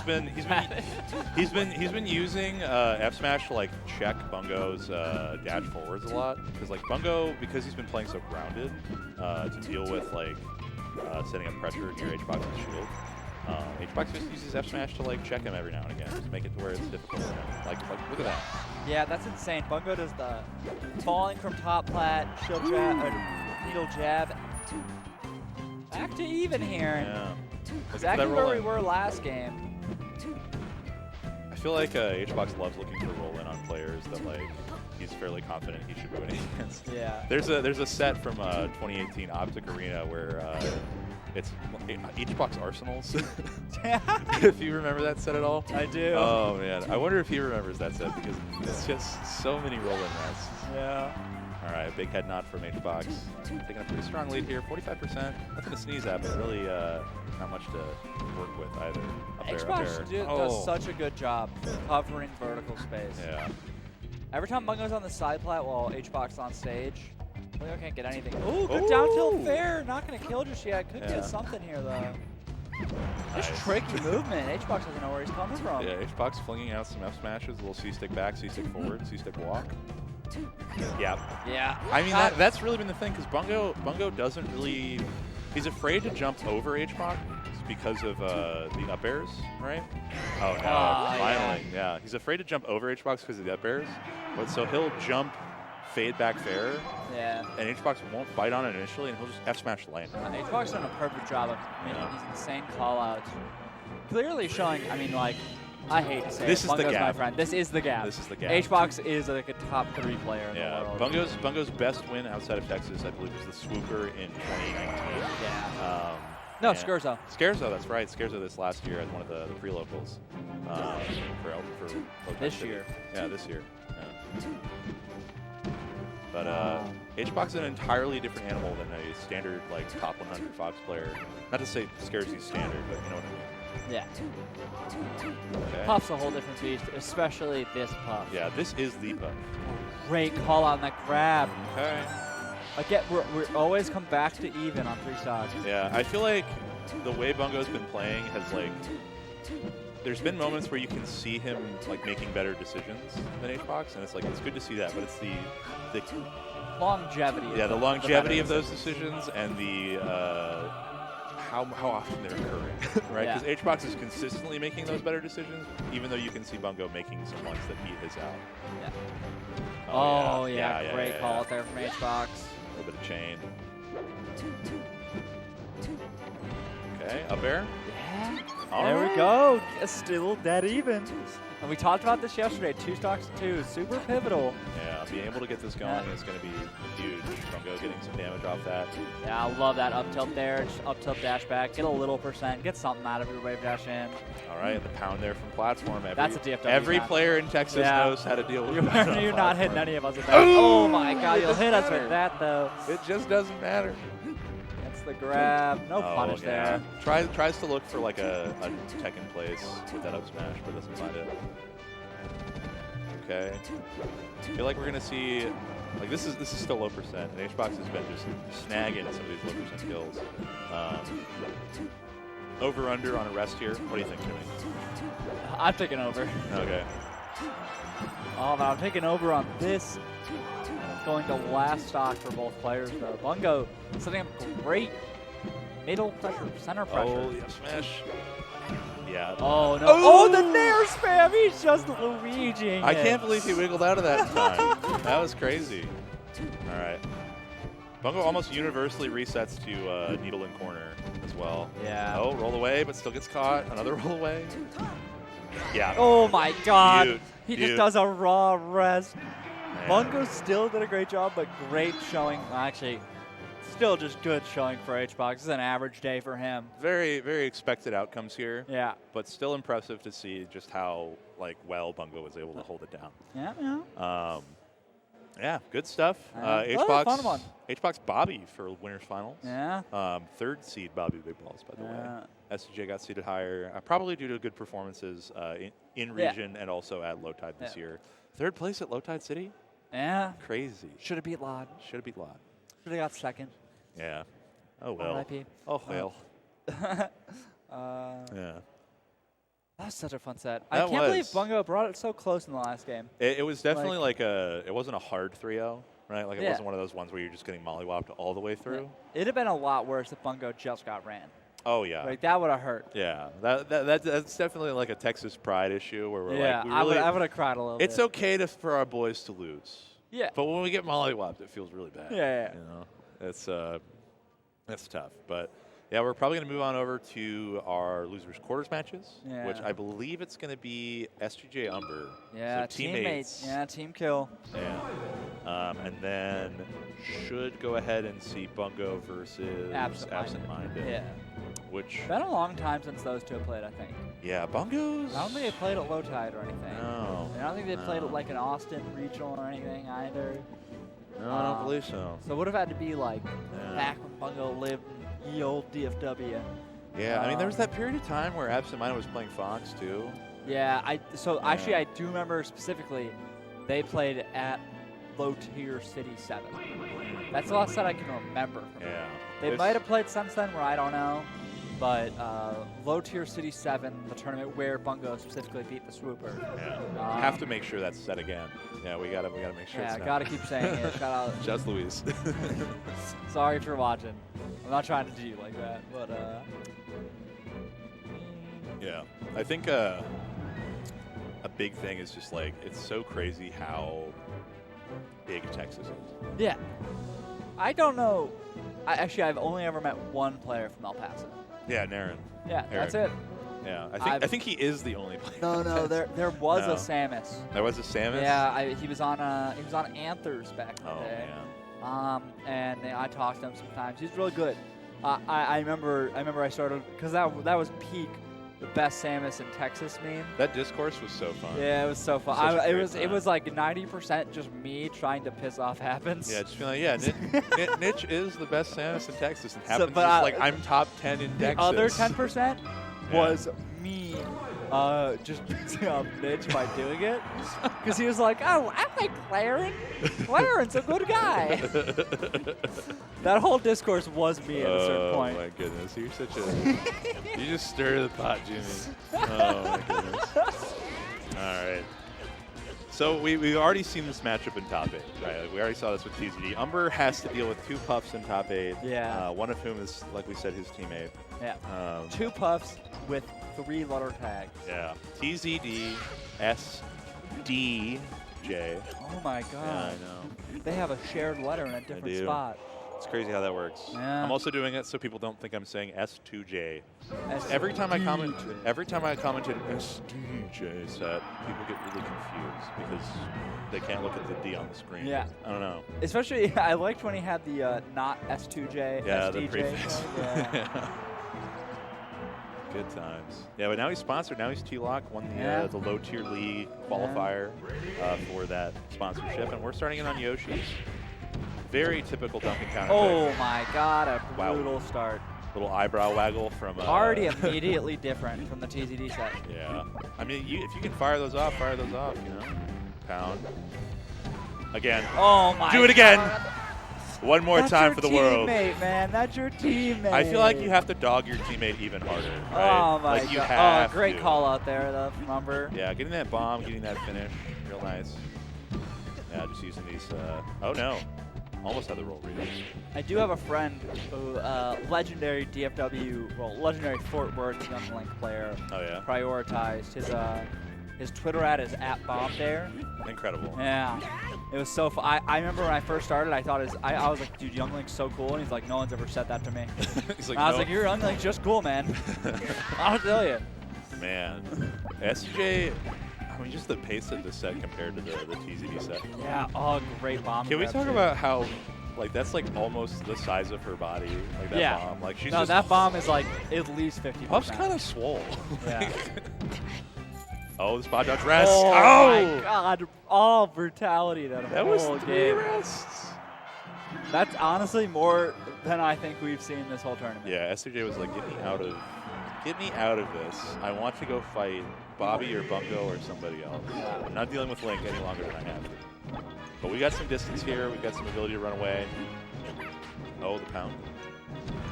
Oh, yeah, great call out. Just going for raw damage here. Oh my god. Wait. Just shunts him under the stage.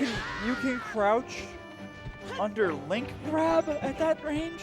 Oh, I mean, she crouches over many better players' grabs. That's insane. It's hook shot. I figured at least they'd give that one. No. Something. No. Low profile. Oh my god, he held down too. Oh no. He held down. That poor boy. This might be the blowout of top 8. Like, how is this more of a blowout than Bungo H5? I don't know, but it is looking really tough here for Umber. I mean, I feel like the big difference between this and the TZD set is STJ knows how to get in and how to consistently pressure Umber off bomb throw. Yeah. Because STJ will set up on platform and be shielding and be able to... They were still involved. Yeah, and we missed the down air. That was such a funny interaction, man. Nothing went right for Umber. Nothing went right for Umber or STJ in that. STJ was banking on the bomb throw. Oh, no. Oh. Dash attack there. A little web light back. Oh, my goodness. Yeah, I feel like just... It's the matchup knowledge here that's really on display.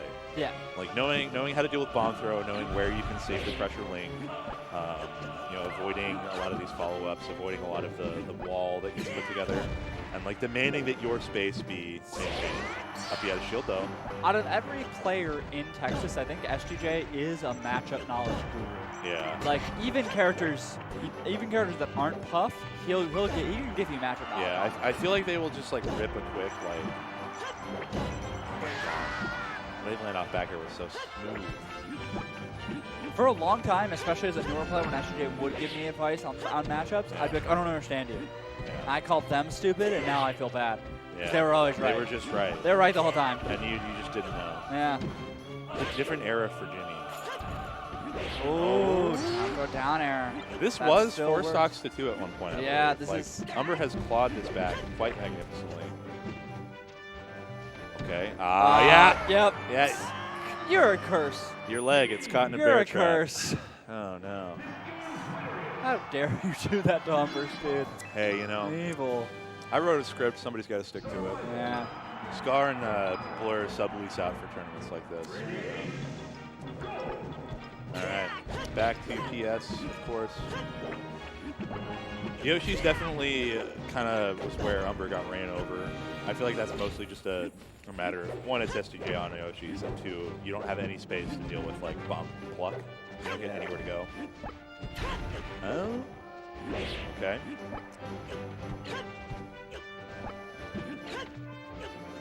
Already Umber's being a bit more, bit smarter about where he's pulling his bombs from. Yeah.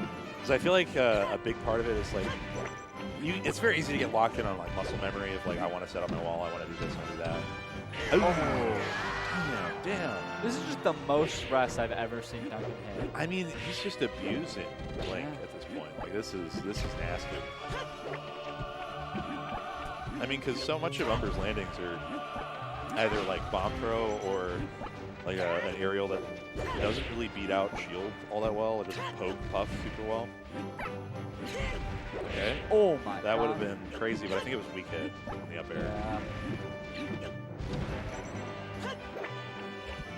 Umber's doing such a good job of holding center stage. Yeah, this is the first lead that he's been able to mount. Yeah, no, his center control is actually like blowing my mind right now. This is the most I've seen him hold center this whole tournament. Usually he's trying to hit under a side plat, set up a wall there, abuse from there, but the center holds are great. SGJ about to blow him up though. Yeah. Caught him at the point. So there's like a mixed point where like tether is considered to have been activated during the jump. Yeah. And it must have been past that. Yeah. Oh no. Had that basically. Oh. Same issue that T had in their set. Wasn't able to rest the down smash. Trying again. Oh yeah. Yeah, rest that though. Oh man. SGJ's looking for something cheeky here with how much they're CCing at 70%. Oh. Up air rest. Up air rest. Yep. Yeah, it's over. That's the set. Yeah. Dang. SDJ taking it pretty brutally. That was. I lost track of the amount of rest. It had to be at least like. I think it was like 9. Yeah. Right? And I don't think I've seen SDJ hit 9 rests versus a player of that skill level ever. Yeah, that's a like top 15 Texas player. Yeah. Yeah. He'll rip them versus lower level players, right? But not versus other like good players. I feel like, yeah, like it was like almost a measure of just like you are not at the level yet where I have to stop. Maybe it's a Link thing too. Maybe because those up tilt rests were like they were constant, very brutal. They were constant. Like, oh. But we just got supplied with some DreamHack swag, which I'm kind of happy about. Also, apparently we get discounts, so that's kind of cool as staff members. But yeah, check these out. Nice, clear, orange, unbranded plastic. I'm here for the free water personally. I am excited about free water. I don't think that disclosed. So we got, was it Bungo AbsentMinded coming out? This I genuinely cannot remember when they had the last time they played, except 2019. This is going to be the most close skill-wise set I feel like of this like first half of top 8. Other than maybe Bobby SJ. Bobby SJ, I think, is always going to be the closest. I do think Bungo is pretty favored here. Top 10 Texas player. Top 10 player in Texas. AbsentMinded's been putting up some really good numbers lately. Yeah, so is Bungo, though. Yeah, that's true. That's true. I mean, It's just so hard to gauge because, like, if you're in a scene that's like, you know, even like New Jersey. Bungo's been taking sets off Calvin. That's true. That's all I'm saying. That's true. AbsentMinded is not. Actually, AbsentMinded has taken a set off Bobby. Yeah. But I feel like there's a big difference of Bobby throwing a set. You still have to be really good. I'm not going to discredit AbsentMinded. I'm taking a set off Bobby. AbsentMinded's a great player. AbsentMinded clearly in contention for the Texas PR. They're one of them. Yeah, they've traveled to enough, I feel like. Yeah, I feel like they could be on the next PR if we ever get one. I don't know. Running the Texas PR these days. I don't even know. Exit. Oh, my boy. Everyone loves Exit. I love Edgar. Yeah. He's such a Egg sweetie. God? Egg God? He hates that. It's so funny. I know. That's why I say it. It's so funny. I'm evil. But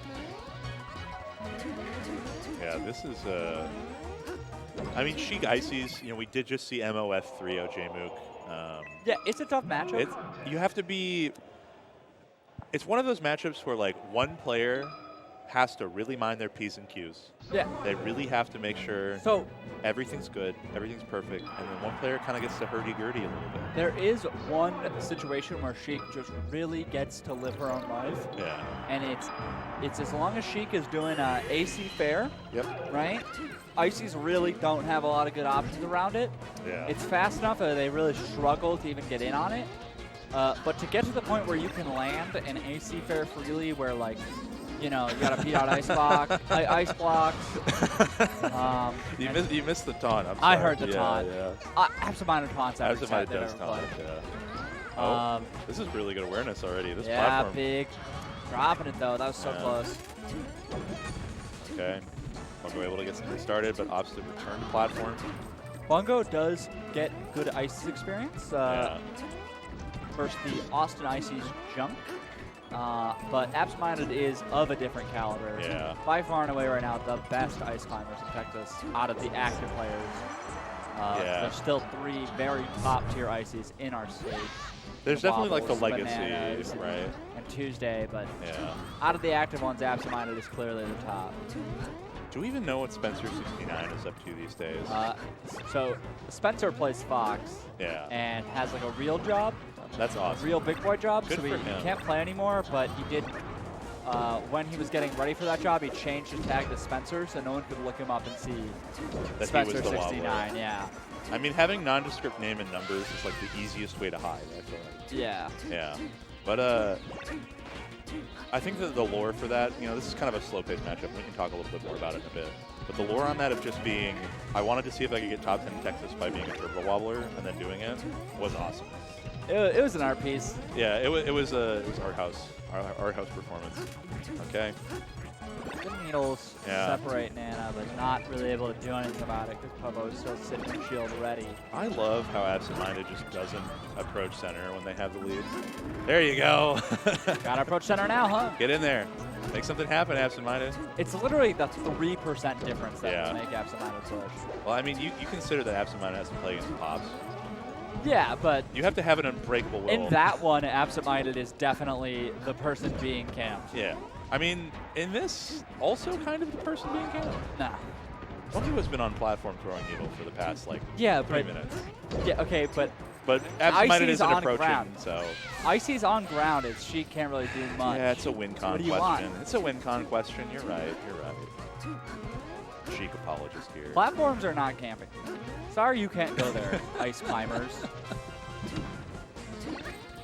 I'm not allowed to be on platforms. My platform fighter? Huh? This is where you're supposed to fight, on the platforms. This is where I'm fighting. This is where I'm choosing to fight. Platform fighter. Safety you're not supposed to be on the ground. Yeah, mix high. Great tag. Yeah. Oh, even better shield, too. That's like something like most people would drop after the first one. And the split on that fair. Fair Nana, fair Nana, yeah. Needle Nana, beautiful. Absolutely. That was flawless. Oh, my God. That was actually like flowchart textbook beauty. Yeah.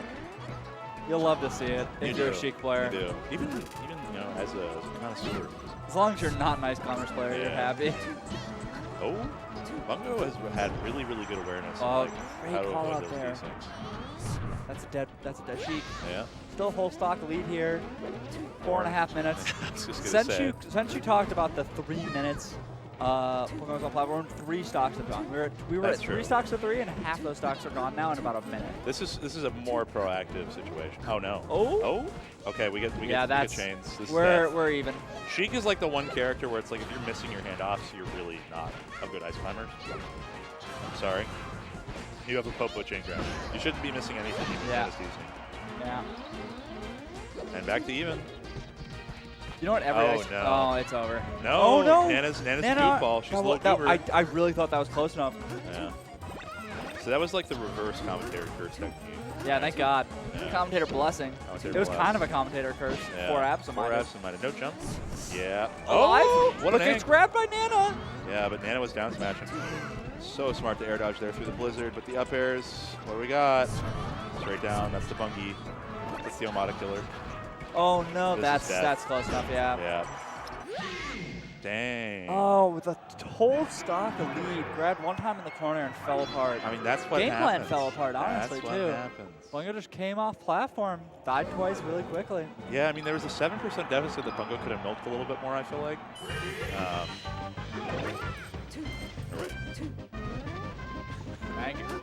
Turning Jimmy's mic off on accident.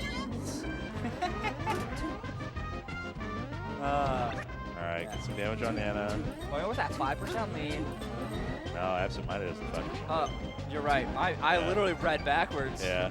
You were just hoping and praying for the wall jump. Oh my God. Yeah, Squall Hammer saving it though. Yeah. Squall is so hard to contest, honestly. Like, you have to be a little bit tricky with it. Okay. Reverse fair. Swapping to Nana. Great target switch. Yeah. Target switch off that up tilt was beautiful. Dropped it there though. Yeah. Ice climbers. Back connected.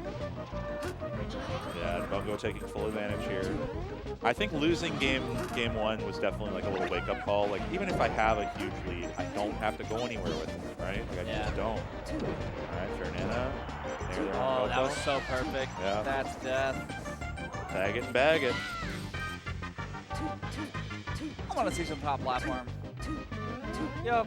This is what I want in my life. This is. Oh, great call out there from AbsentMinded. I mean, getting those up airs out, like, Sheiks love to like short hop platform charge. Like, that's the Eric Reed's opening, right? Yeah. Like, the thing that Fury always pointed out was like almost every game Eric Reed's will short hop charge. Oh no, Bungo missed the wave land at top platform. And this is like, we talked about it a little bit, how AbsentMinded is a very hard player to get the lead back from. But like, they're so good at bringing it back to even after you have a lead. They're just explosive punish game. They're really good at getting those callouts they need to. And we are disengaging. We're not interacting anymore. Bungo with a big lead here, but still plays it safe for a while and then just dash backs in. Yeah. I mean, AbsentMinded is past 60%. Yeah. Couple hits, it's good. But it's also like you're on the ground against ice climbers. Yeah, a whiff can be so devastating. Yeah, especially when ice climbers are in the corner. Yeah. Like a whiff there could have been death. Yeah, giving up your advantage state also is like kind of wacky. Nana dead though. You can be a lot more proactive once Nana's dead. You can be. But there's still no the like chain auto grab. death in the corner. The chain grab doesn't go that high. It's like 60. It goes to like 60 or 70, right? Yeah. That's a lot of damage. It's like 30% here. Yeah, that's still really like 2 good. down smashes. 3 damage?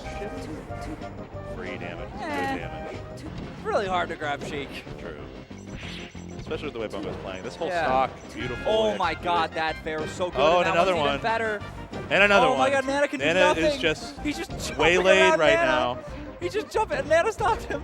Oh my goodness. No. Yeah, it just doesn't this stop. Nana's done like maybe 8%. Oh my goodness. Oh my God.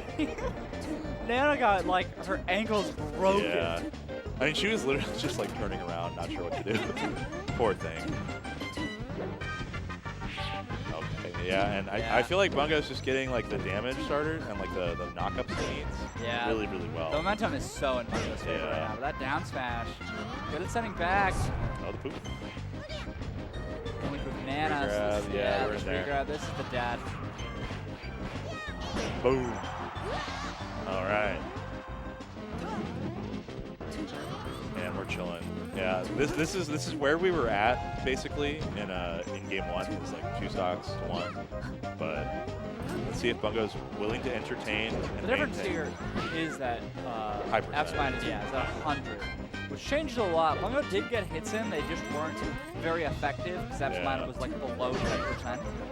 Yeah, where here those hits would change a lot. Yeah, this is just a very scary like part of the chain to be in.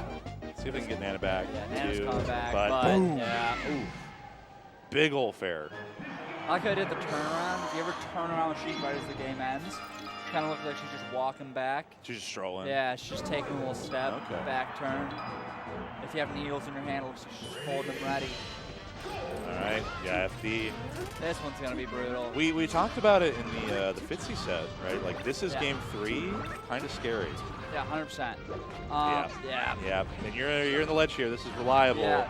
So the difference is, I think Fox ices on FD, it can be very doable. Yeah. Right.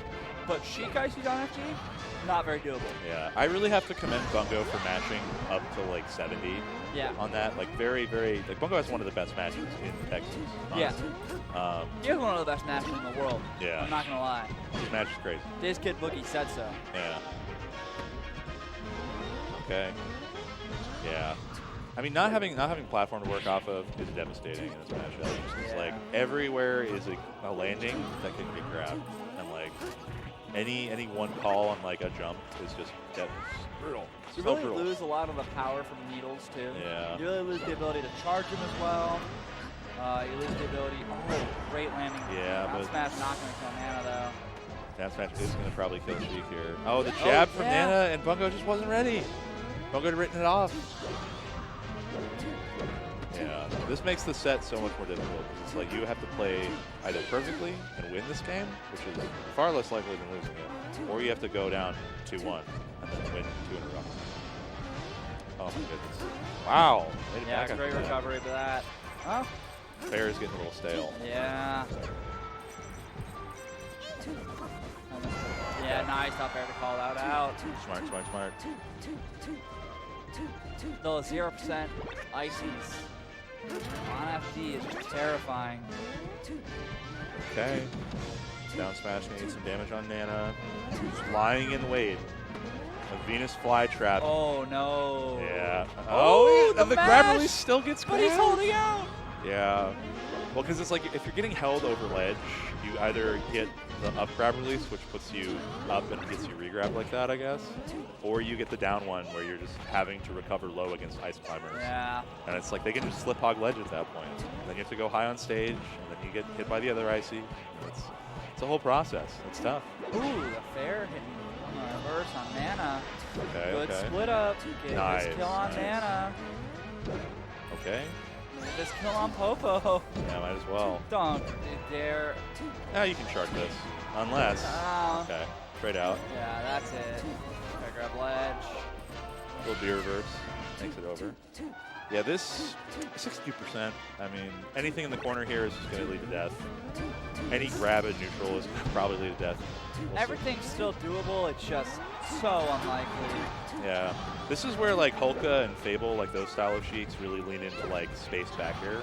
Yeah. But it's FD, baby. Yeah, it's Bungo's over. a movement player. He's not really ever using spacing aerials. Yeah. He's trying to like. He's a hornet's nest. Yeah. He's trying to find ways around and inside you. You know? Yeah. Yeah. No, but definitely just trying to like move around and just work your shield a bit. And surprised we're going back to Battlefield. I mean, AbsentMinded didn't win, so it's allowed. Yeah. But Bungo was winning until he wasn't. Yeah, so. I still think this is a good stage, high platform. Bungo kind of just did give that one up. Yeah. The game plan fell apart, and Bungo did too, so one of those. Now, I think having platforms, even after the rough FD game, is going to be just like a refreshing. This should be death, though. Yeah. Oh, my gosh. And we were talking earlier about last time AbsentMinded versus Fitzy, about like the experience, right? The gap. Like being able to mentally handle yourself. Bungo really hates ice climbers.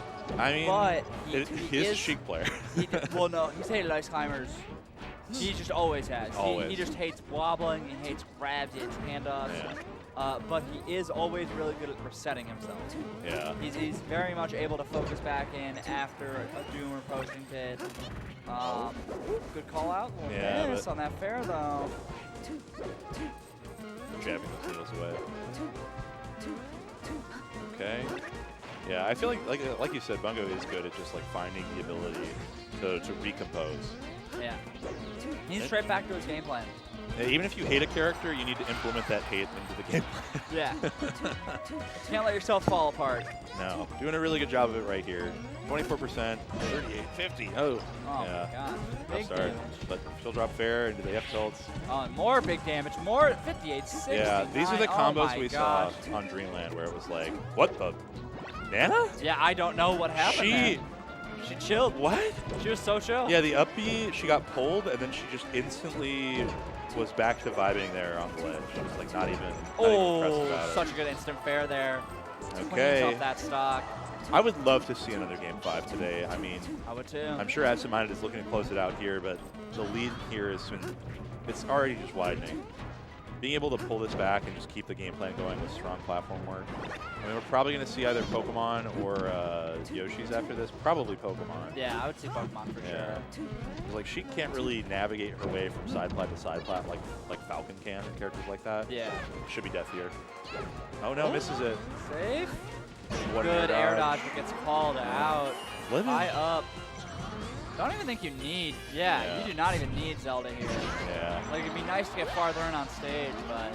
Yeah, it could have led to more longevity with Zelda. Just like, but you would have been stuck with Zelda. I feel like up. Bungo Zelda's good, but AbsentMinded definitely has the Zelda matchup full experience. practice. Yeah. It has the knowledge. They have the knowledge check there. Yeah. Hope CF is doing better. I know they were having some trouble with like their sight. Oh no! This is the corner and the down air. This is Bungo's stock. Yeah, and just immediately ready for the handoff. This should be death. Absolutely. 58% here. Bungo's got to get like a fair on a rising up air or just like launch into something here. So this is looking tough. Yeah, he really doesn't want to give anything up here. There's, yeah. That call out, 17% off a straight up air. That is the power. But Nana dies just randomly, basically. I actually don't even remember what move hit AbsentMinded. I mean, Sopo here has been a real danger for a lot of people today. Fitzy got taken out by it. See if Bungo can stay more composed. Spot dodge. Because this is where like getting chain grabbed by Popo feels the worst, right? Like this is like I need to maintain the low percent here. Yeah, 100%. Bungo not biting. AbsentMinded get a grab. It's really AbsentMinded's really mostly gotten their grabs off like blizzard plays. Oh, this is huge. This is huge. Being able to find this, just being able to follow through on the DI here. Gonna rock it up. Bungo. Oh, dropped. What only at 50, that saves like 20. That saves like 15, 20%. But that F tilt kind of 200%, but still gets the fallout on that.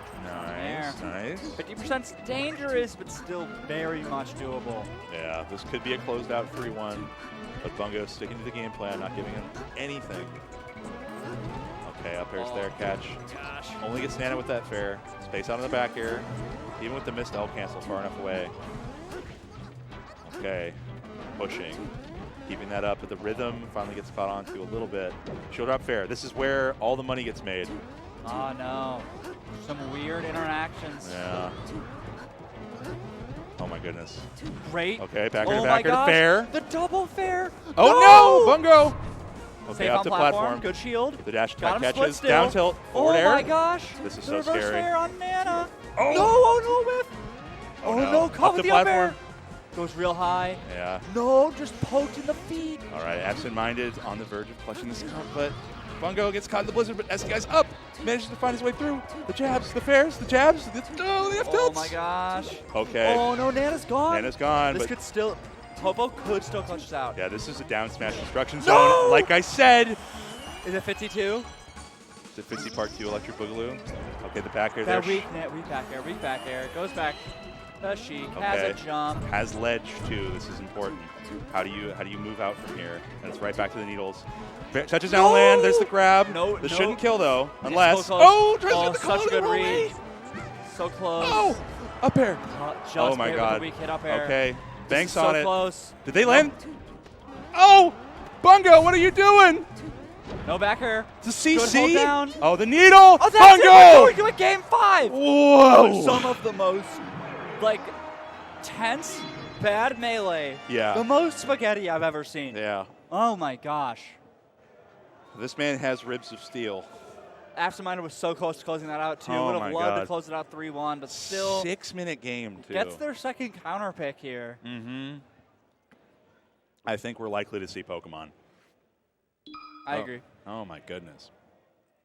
Terrifying stuff. Yeah. Like, actually just real seat of the pants kind of flying. Goodness. All right. I'm a little too tense right now. That one had me freaking out, and we're going on to a game 5 for this one. All right. Yeah, Pokemon Stadium getting hovered. We're going to say we got the pick. Yeah, nice flat stage. Can only do so much with the needle mix here. Yeah, no more running around from side to top of side. Yeah. Okay, down smash there protects. Amazing early split. Nana has so much damage on her. Which means any hit with an F tilt, down smash, split them up real well. Yeah. I like that Bungo is charging needles while standing when he has the space to do so. Because a big thing that people get caught up on is getting up aired when they're charging needles. Because like jump needle charge is safer a lot of ways because you can do this. Yeah. But like once they get close and start to shark up air, it's okay to do it on the ground because you can just cancel the shield. Oh yeah, That's great death. down tilt. No? No. Wow. On Pokemon? Pokemon has still a relatively high one. And it's pretty, so down throw doesn't send them too high. Yeah. Right, down throw up air will kill. They end up higher. Yeah. Bungo's decision Oh my god, hit with really that hammer good. there. Good power shield there too. Bungo holding this lead in the corner here, but called out on that jump out. Yeah. And no side platform to get to. Yeah. Yeah, and there's that mix-up again, yeah. I love that DI mix-up. It's I so really good. You think you're going to either get thrown back there to be able to get sent that way, and another grab. And then Nana just slides. Corner. She just gets there. Yeah. Okay. Chain grab dropped there. Love the ice blocks on Oh, platforms yep. here. Reminds me of Drunk Sloth a lot. I love F tilt dash tag. It actually is so good. Yeah. There we go, just that big range hit of F tilt. Haven't been seeing it too much this set, but whenever we do, that is beautiful. Oh. Oh, Nano stopping at any platform tech chase there. Yeah. Crazy that she actually narrowed out for that. Yeah. Sometimes she does the right thing. Sometimes she is just a savior, and sometimes she isn't. It's very annoying to play against. Oh. Slip hogs. Whoa. Oh my god, he's safe. I can't believe he got that back, honestly. Okay. Back to center. Unexpected Dash edge back cancel. in the corner, just a little bit of patience break, and that's going to be death. All right, Bungo hand on head. Thinking a little hard. Oh, the down smash gets clipped by like a little bit of Blizzard. A little stack of needles in hand. Gotta regain some of this patience. Yeah. All right, gets Good. Nana. Yeah, Nana's dead. Hopa not dead. Still has a Squall Hammer, but should just get edge hogged. Yeah. Even here, 2 stocks to 2. Game 5. We talked about this way too much. I keep saying that exact phrase We too. keep cycling back on it. But this is such an important moment. Like right? getting a swing here. It's like being down on your last stock versus being down on your second to last stock. Yeah, it's the momentum that can lead you through the rest of the set. Oh my god, that up smash is so good. I can't believe that worked. Keeps him This slick. is death for Nana. She's gone. She's gone. Unless as long as you keep Popo busy. Oh. Oh no! Clipped by Squall Hammer. But just barely weaves through the back air. Grab. Oh, jumps away so he can get the platform tech chase. All right, easy snag to ledge here. Set up for shop on platform here. Fairing. Oh no! Spot dodge. And it was a dash grab too, so it wasn't nearly as fast. Oh, double jab, nice. Oh. This is such good extra damage for wow. AbsentMinded. Okay. 78% still pretty big. Yeah, I mean, if Bungo messes up off platform here, we'll see. Good damage on Nana here. Oh, good jump away, double jump bait. Yeah. Yeah, Bungo keenly aware that AbsentMinded wants them to make a mistake on platform. It's just like mixing up how they interact with it. Oh! Nana's gone! Nana's gone! She went the other This way. is, that's so big. If Bungo gets this off the back of game 4, fourth. AbsentMinded manages to clutch with this kind of deficit. Whoever wins here, this is a clutch set. Yeah, you're a monster either way. Like, this is a set of champions. Oh my god, 81% here on Sopo. And this is looking like a Bungo game. All right, up there though. Good full hop baits here in the corner from Bungo. Oh my gosh. Full hopped all the way back to center. Okay, this should be death, quite possibly, but the other platform, not able to find the tech chase. I would really love to see just that. Oh, what? AbsentMinded taunt. I said it early. AbsentMinded does just taunt. Yeah, just wants that approach. And there's the reverse fair. And that's it. Bungo takes it 3-2. Not an inkling of emotion. Not an inkling of emotion. Just pure business. Oh my gosh. Bungo's so good. And we're gonna move into top 4. Yeah. That's a heartbreaker for AbsentMinded. They were up that whole set too. They were kind of cooking. Yeah. They had momentum the whole time. And then right there in their last stock, their tournament stock. Yeah. Their Nana just SDs. They upbeat and Nana just flung herself upstage. Because I think if she hits the That's stage the when she second time upbeats, Nana has SD'd for AbsentMinded this top 8. That's brutal. Yeah. Their very first stock and their very last stock. Yeah. Oh my gosh. Almost poetic. Yeah, very sad. Very tough. But yeah, we're gonna get HBox and Bobby up next. What a good set. This should be pretty banger here, honestly. I'm quite excited. SDJ Bungo for loser semis, also a great lineup. Our top 4 players here. I think everybody places in the money at this point. Yeah. It might be third, I'm not sure, but either way, accolades, Jimmy, accolades. All I'm saying, these were the top. Actually, I don't know if these were the top 4 seeds. They are, yeah. I think they are. Yeah, because it's first and third seed in winners finals, and then second and fourth seed in losers final or losers semis. I forget if Bungo was 5th. Bungo was 4th seed. Sure. Who would have been 4th? I don't remember. He signed up really late, so I might have had to fit him in at 5th. I think it was Bungo. Because Bungo fought Umber to qualify for. I could literally check this. Yeah, I think Bungo fought Umber for. Oh yeah, I definitely see the qualify Bungo for top 8. Yeah. Umber was 5th seed. Yeah. And Umber placed 2th seed. So it all worked out. All right. Oh, we do have the link today. Not Umber. We got the Cuban on HBox. Oh. Yeah. I was so confused what you meant. You're like, link? I don't know. I still don't know what that means. Cuban link? I don't know what the Cuban link means. It's the Cuban link. It's the necklace.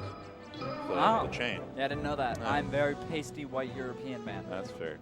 You're actually browner than I am, I think. I know. It's weird that I'm not pasty. I just like to say I am. Yeah. Because I don't look like I'm literally from Europe, Yeah. Northern Europe on an island with no sun. Yeah, the fact that you're like so Irish and still so tan is nuts. Yeah, no, I was talking with my family yesterday. I went over to visit. And I don't know why. I don't even burn anymore. Huh. I can just stay out in the sun. There you go, bud. Maybe this is just never wearing sunscreen in my whole life. Maybe. Who knows? Who knows? But we do have a little bit of Falco Puff. These guys play a lot online. They do. Like a lot. Bobby's taking a couple sets. Online. Yeah. Gotta include the asterisk there. Hey, I'm counting it.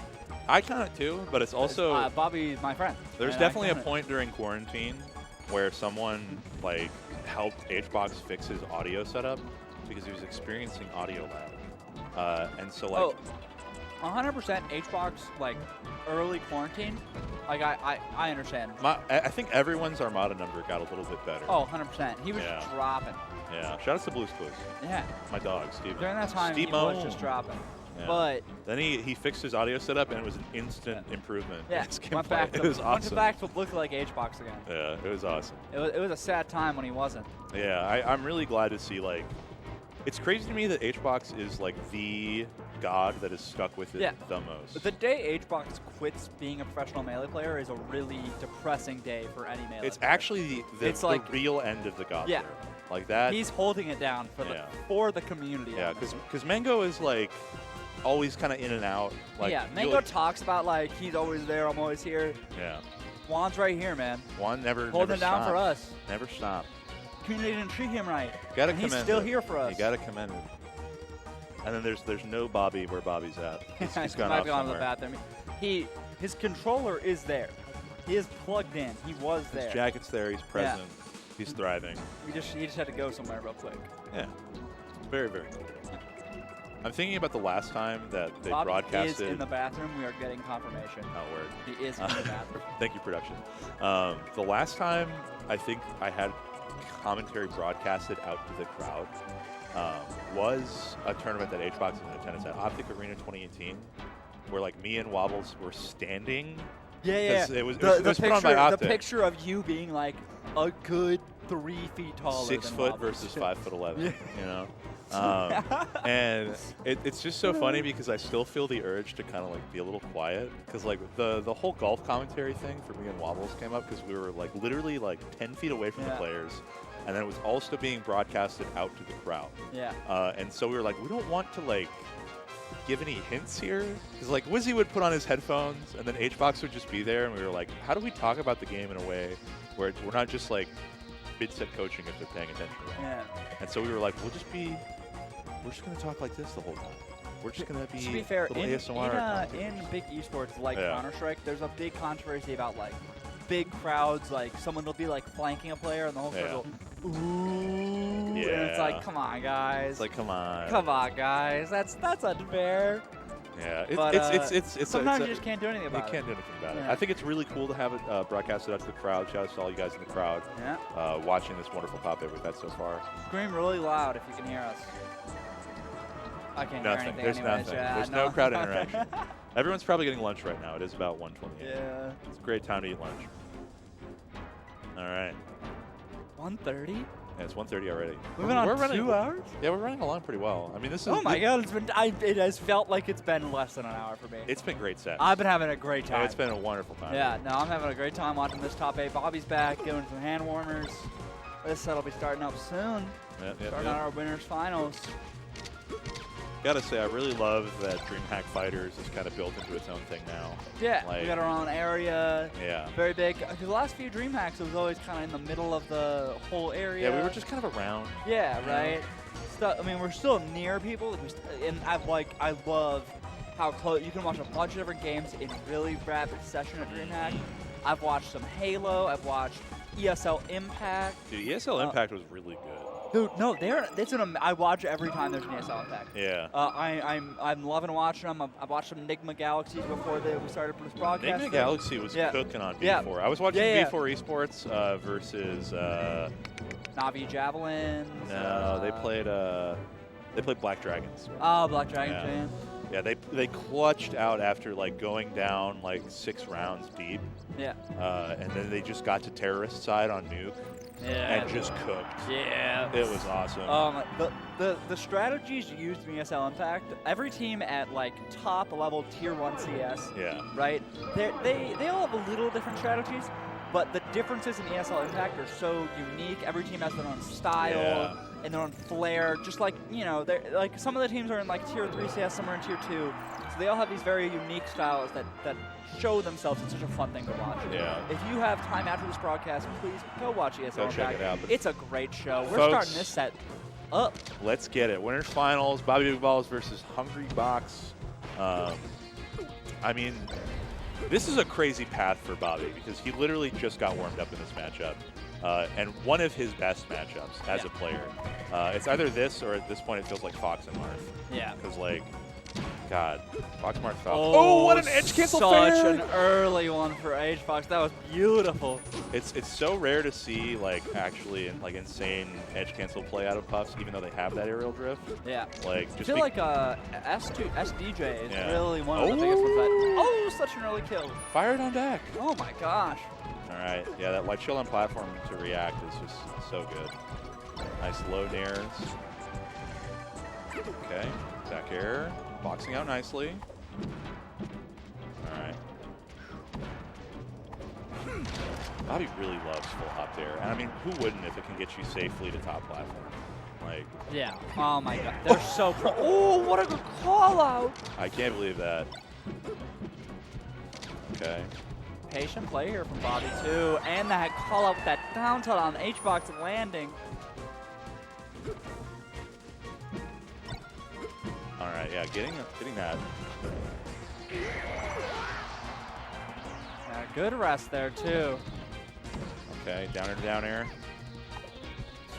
I mean, this has been just blowing each other up back and forth, I feel like. They're both playing so well. Yeah. Okay. Oh, great pound in. That trade. Tech there on platform is so important, too. Getting on back to it. Oh, no. Why not? Yeah. He just kind of jumped fast. Yeah, but it kind of worked out. Yeah. I mean, honestly, because he set himself up for a really good position. I can't believe that down air hit. Cross up there off that get up attack. Shine beats out the up smash. Okay. Oh. Wow. God, I love that up smash. I'm amazed it caught. I mean, it's hard to catch Puff in that roll after. It was like the very edge, too. Yeah. Well, her tech rolls are pretty good, but like her rolls out of like miss tech are kind of slow. I feel like. Really choppy, too, Yeah. right? She'll like pop, pop, pop 3 times, and then she's done. Yeah. Okay.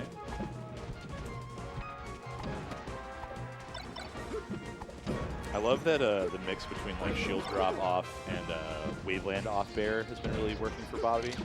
So he'll like change it up between like being an instant prickly pair or catching your drift back for when you're trying to be safe. Because like H-Box will drift back to center off the side plat, and Bobby's just ready. What a track! Oh my God! 2 stocks H-Box yeah, on game 1. What a good game from Bobby. I mean, it would be really, really insane if it was just like a deep in the heart of Texas kind of couple of months for us, where like people come, people challenge us, and we win. But it's only game 1. Yeah. A little too early to call. Yeah, but a little too early to call, but it would be such a very good cool. start, It would be very cool. Yeah. All right, H-Box already starting off with some strong back airs, getting his wall up a little bit. That Dreamland space is really hard to deal with, but Bobby is so good at just breaking away the top platform, making it tough. Oh, that up air. Yeah. That only worked because of like the angle that Falco holds himself at. Yeah. And H-Box was just perfectly counter to it. Okay.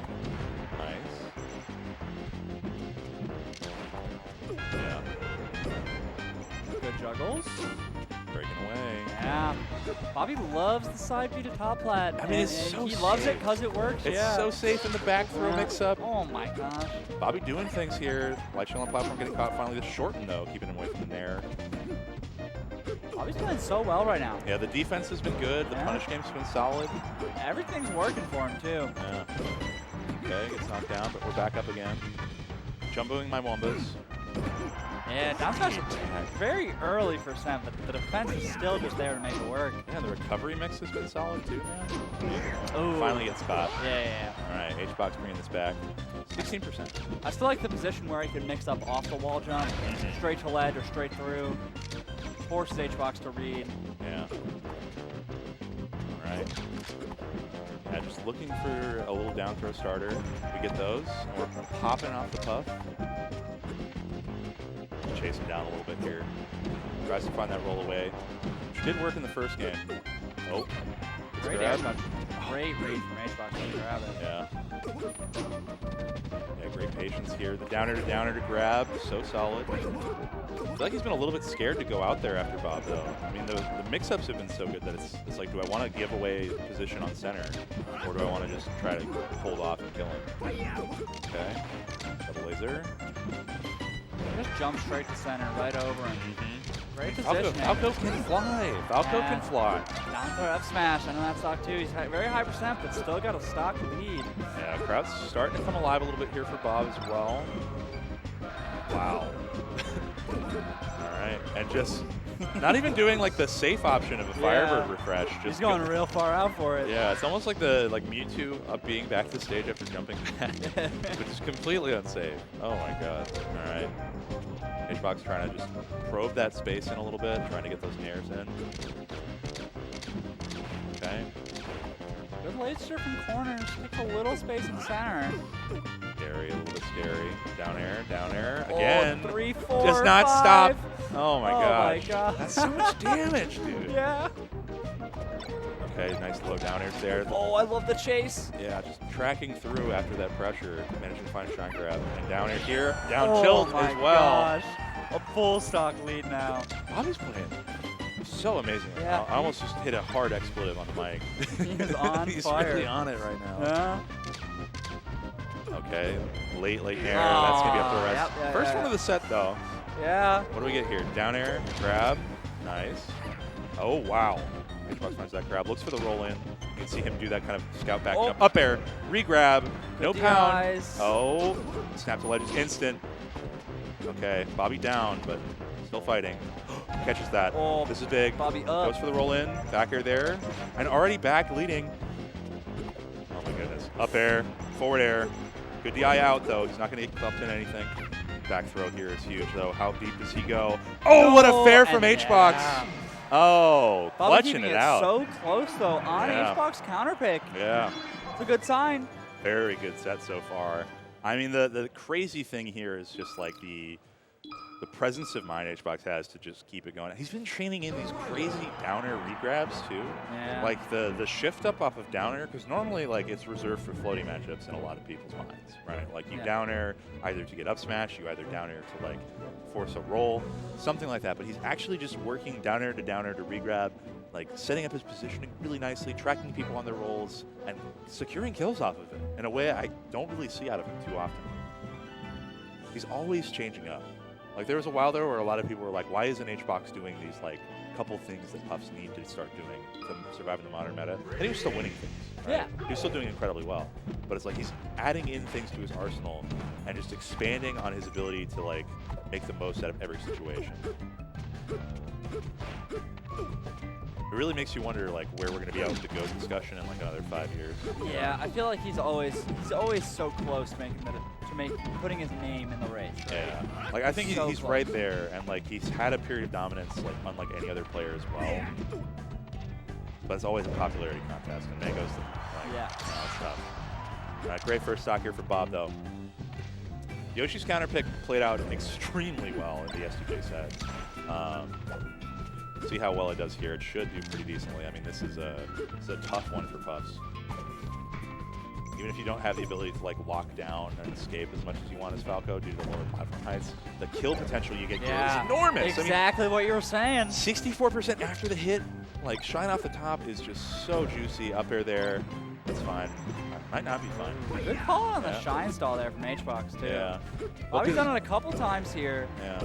But HBox positioned himself perfectly to the side. Yeah. One thing I really want to laud Bobby on a little bit here, more so than we've been doing for the entire set, he's been doing well, is he has not been getting like, he's not been falling for like the hold in hits, right? He hasn't been getting like back air to back air to back air. He hasn't been getting like forward air to back air. Like he'll hold out when Puff's in the air like most of the time, like either out or slightly away, just to be able to avoid getting chained into a multi-hit. Okay? Cut to track. Big stock lead here. God, it just keeps getting bigger. Oh, barely gets away from that. And Back throw. wow, what an air dodge. These But dares. ECB pushing off. Yeah. Yeah. Still 86%. Pretty big lead here for Bobby if you can find a kill soon. Yeah. Gotta find something. It's not it yet. I like the little wave dash, like shield drop baits that HBox has been doing on platform too. Because like it's in good positions for the most part, but if you're doing these pounds from platform, because it is a big part of the game plan is like, for Puffs, is like, am I either going to back air pound or am I going to tomahawk from platform? And the pound is just so dangerous. It feels like HBox has been getting a little bit over-reliant on it. That's a shine to shine. Oh my gosh. Bobby firing off a crazy game 3. Bobby was just ready for everything. Space Yeah. round at all. Yeah. Had the perfect punish lined up. That was nuts. Nuts game 3, and it looks like we're getting staff pulled over for something. Chit chat.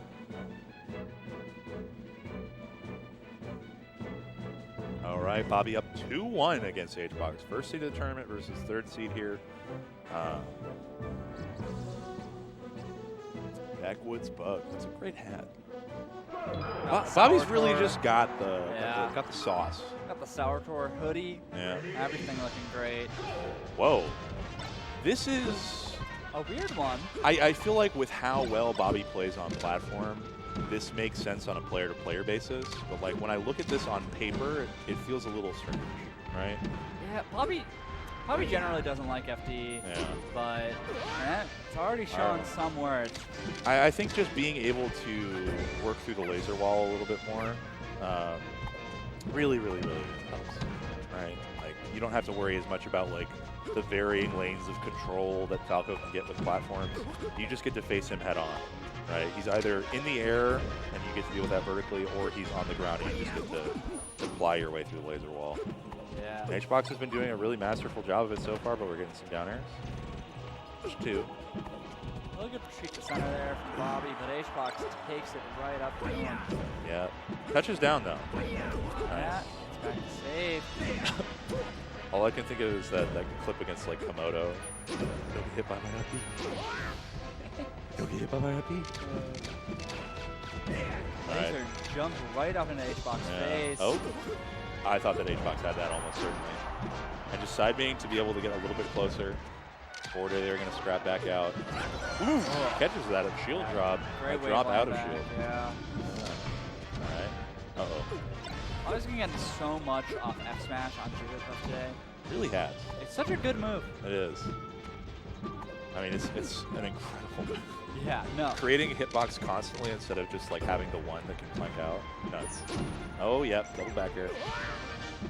Yeah, I really think the platform's made or break how like Bobby plays this matchup in a lot of ways. Where he's able to safely go. Oh, what a good jump over. Oh. Okay. Right over the grab. Back in the corner though. Yeah. CCF smash. See, I think this it depends on how this game goes and where we end up with HBox winning it or losing it. Like the scale of the pop-off that comes with a possible Game 5, right? We'll see. I'm interested. I don't know if he pops up on Bobby. Oh, He might. I mean, he's a pop-offer. He is good at it. Like, literally, like, a theatrical wonder of the world. Yeah. It's awesome. Oh my gosh, down he air. might not have the chance. We'll see. Bobby's really been, he's been picking his place a lot better. His, like, down airs over these backers. Oh, But no, that is a rest. yeah. Nice, easy double jump rest. Getting it on there. What a good counter pick, Matrox. You were very right. That's a style counter pick, right? Yeah, Like, that is like, 100%. you are a platform Falco. You jump the platform constantly. You mix me up off platform constantly. I'm going to remove that element from the game, and we're gonna go somewhere that is not typical for the matchup, right? Normally, because it's like Puff wants to refresh on platform, but the way Bobby plays, he makes those platforms his. Makes it difficult for HBox to actually like pick a side plat and pray, right? Yeah. All right. I think we see I don't think we see FOD here. I think we'd probably see PS. Side plat is good for Bob, but he might do FOD because of top platform. Yeah. He might do FOD because of top platform. He already won on Battlefield, so he can't go back. Already won on Yoshi, so he can't go back. I think Pokemon is good, but I think with the way he plays, FOD might be a little bit better. It's hard to tell. It's really hard to tell. Bobby's thinking about it, I feel like.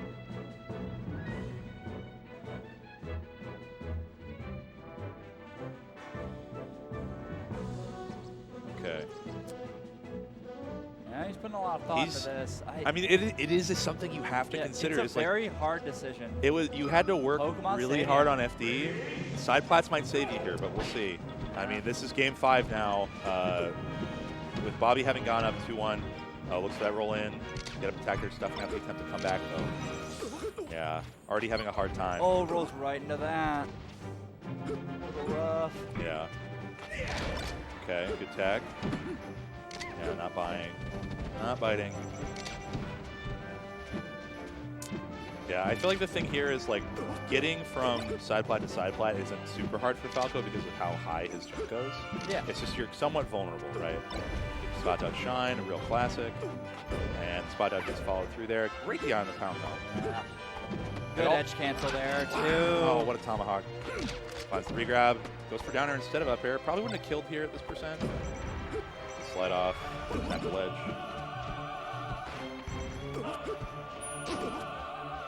Oh, tournament winner gets called out and eaten alive. Yeah, the fade back to try to set up for the side B there just got red hard. That is pretty difficult.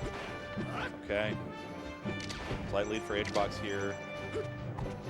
Loving how Bobby's moving, but a lot of rolls. Yeah. That's when he gets panicky. I mean, it's very common. Not quite able to find the up air, tries to cover with the down air, but HBox is drifting away from it. The tech off that up air was nuts, actually. Yeah. Oh, great shield. You really can't do that that side B through people, especially not with HBox. I feel like he just reacts and shields the audio cue. Okay. Big damage here. Good back air. He's going to close it out, but 74% there. Yeah, I mean, if he had just been able to find that upper off the up throw, he would have had so much less. He was like 20% when he did that. Yeah, and he's looking to scout over, trying to find these no up smash. Not able to get some big damage here, but if you can start getting the percent where Puff is going to get knocked down by down air and get just a few down air strings, that's okay. Falco. Yeah, Puff just backing that too. Oh, bit of a schmoove. Okay. Good damage here. Finds his knockdown, but instant tech isn't going to get covered in time. Okay.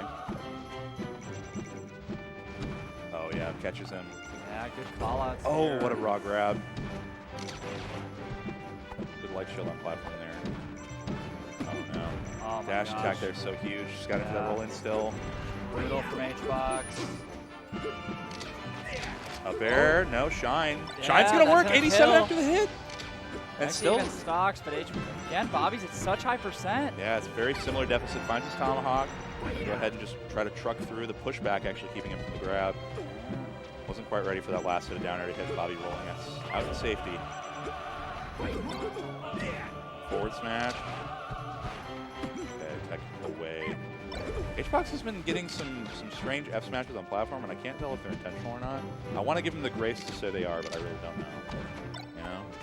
Good SDI down. Oh. SDI way on Bobby's down air. Yeah. Grab. Oh. That's rough DI, and this is possibly winner's stock for Bobby after going up so big against H-Box. This is winner stock for Bobby. Yeah, this is winner's stock for Bobby. But if he wins, then it never was. I think it still is. We'll see. We'll see. It could be your last stock Yeah, if you you're don't right. lose it. It can still be tournaments. It's still winner's stock. Oh, okay. Bobby trying to craft his way over these down. Trying to craft in with these down airs. Work his way over the back air wall. H-Box sailing over him. Right, picking his position's good, but Yeah. H-Box closing down where he can even pick from. Yeah, they're gradually eking away at each other's space, just trying to get the center back from one or the other, and H-Box is making it so different the rest! No! Oh! What a good shield. Oh my god. Oh. Respectful handshake, Yeah. respectful pop-off. That was very tense. They were both working Great set. very particularly to erode each other's control of center, and H-Box finally just finds that moment where you look for that small fracture in someone's play.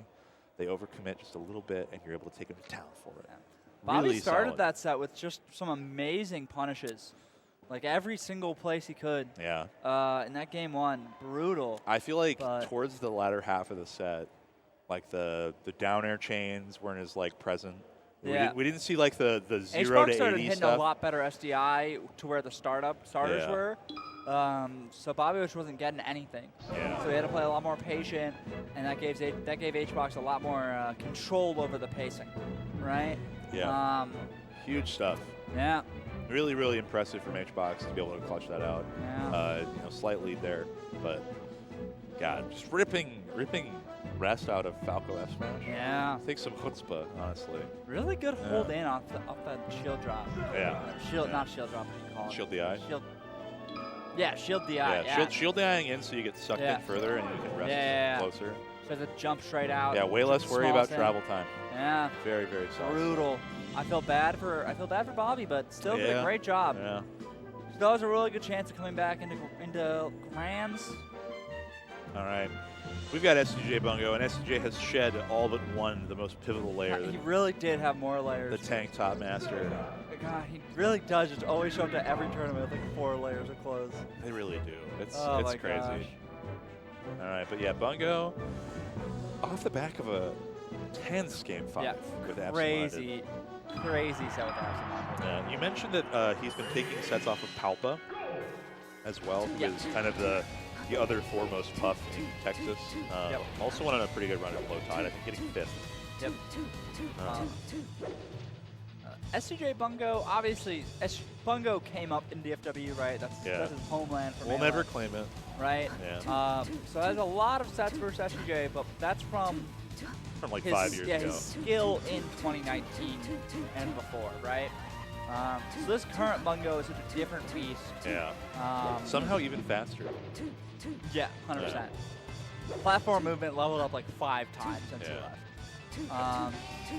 But SJ is still like very clean in this matchup.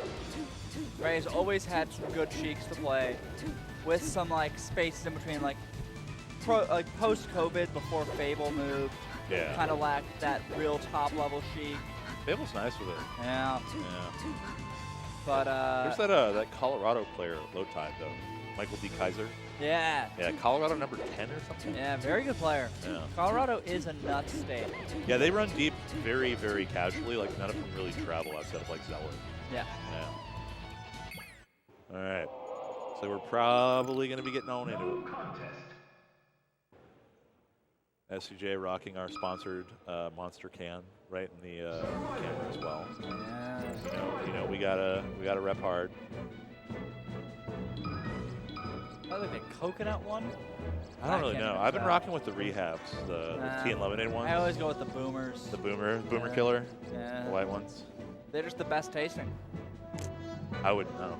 They're so sweet. I only drink energy drinks either on like long drives or at events. Well, they're really sweet, but they have 0 sugar and like very low calorie. I see. So, all right. I just love them. Enough of this unofficial ad read. Let's get into it. Yeah. Loser semis here. Turn Battlefield. The classic. Yeah, I think Bungo's showing against HBox is a pretty good sign of how well versed in the Puff matchup he is, but it's also entirely different, right? Like it's going to be a player that plays the player more than anything. Like HBox definitely plays the player in a big way. Of like the top 5, I feel like plays like play style most. But like SCJ is like that in a very different way. Yeah, SCJ plays the player every time. Yeah. They look for very small micro situations, right? Analyzing like small habits and little changes to their play style. Oh. B, word. Move, almost killing. Word. All right, fair there's good. Not gonna kill quite yet. Go for that full stack, try to force high, but SCJ just drifts on back. They're doing a pretty good job of keeping this going. Triple fair should be able to seal the deal here. Yep. Rough start for Bungo. Yeah. SCJ with a big lead here. Yeah. But 170%, Bungo can close out this stock. Jab fair. Still playing from a stock behind. Yeah, but getting this percent up is going to be difficult, I feel like. The way that SCJ has been playing, they've been playing outside of like the zones of control that like Needle really affords you, right? Yeah. Like if you're a Puff on side plat, like oh my god. And after in the HBox set, Bungo didn't grab a single time until the very last stock. Yeah. Right, and that was like a very big bait from HBox. That was just a raw one. Jeez, that run past. Her little teeter-totter run is kind of scary to look at. It doesn't even look like her legs should afford her standing on this leg. See that tech? Yeah. Oh, great call at that fair. So it feels like this game 1. Okay. A little done. Yeah, I was looking for another grab with the up tilt there. You can see Duncan look up to the sky like, yeah, I know. I was looking for something cheesy and I got blown up for it. Oh. Good damage. Great Needle, but tries to do a turnaround Needle for the dash back. I'm sorry? Just raw rest to cover the Needle charge? This is a weird game already. Bungo tried to short hop Needle charge there a little too much. Yeah. After the first few stacks, the Needle hit SJ off stage. Really needed to throw out some aerials to get some control. Yeah, we saw in doubles that Bungo would employ like run off fair after Needle a lot.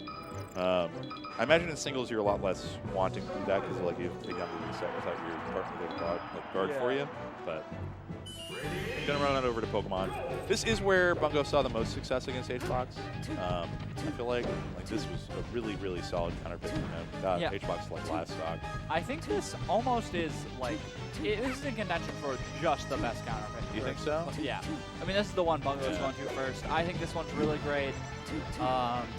Yeah, I guess even with like the less recovery mix-ups that Sheik has here, being able to kill Puff early, gotta be pretty nice. Yeah, and then when you don't have such a small stage like Yoshi's where back air covers so much, and so it's very easy for them.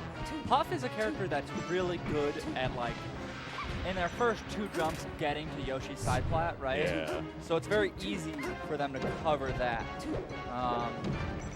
Okay, This stage supports a very low ceiling, long area to use needles for control.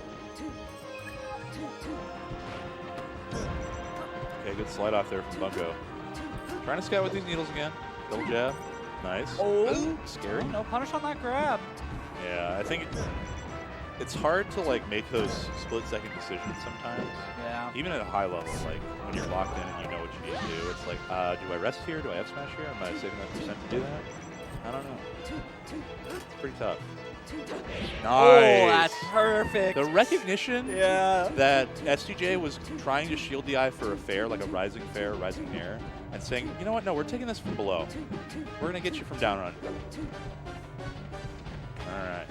Oh, great grab. Yeah. Gets the reverse fair, but I think you really got a nair there. Just so you don't get countered. Oh, my God. that was really, really solid decision making on that move choice. Oh, up air. Trying to track. Needles. This is a great game for Bungo right now. STJ kind of feels like having a tough time getting in. Like, Bungo's mix off of Plat has been really good, and Punish game has been stellar.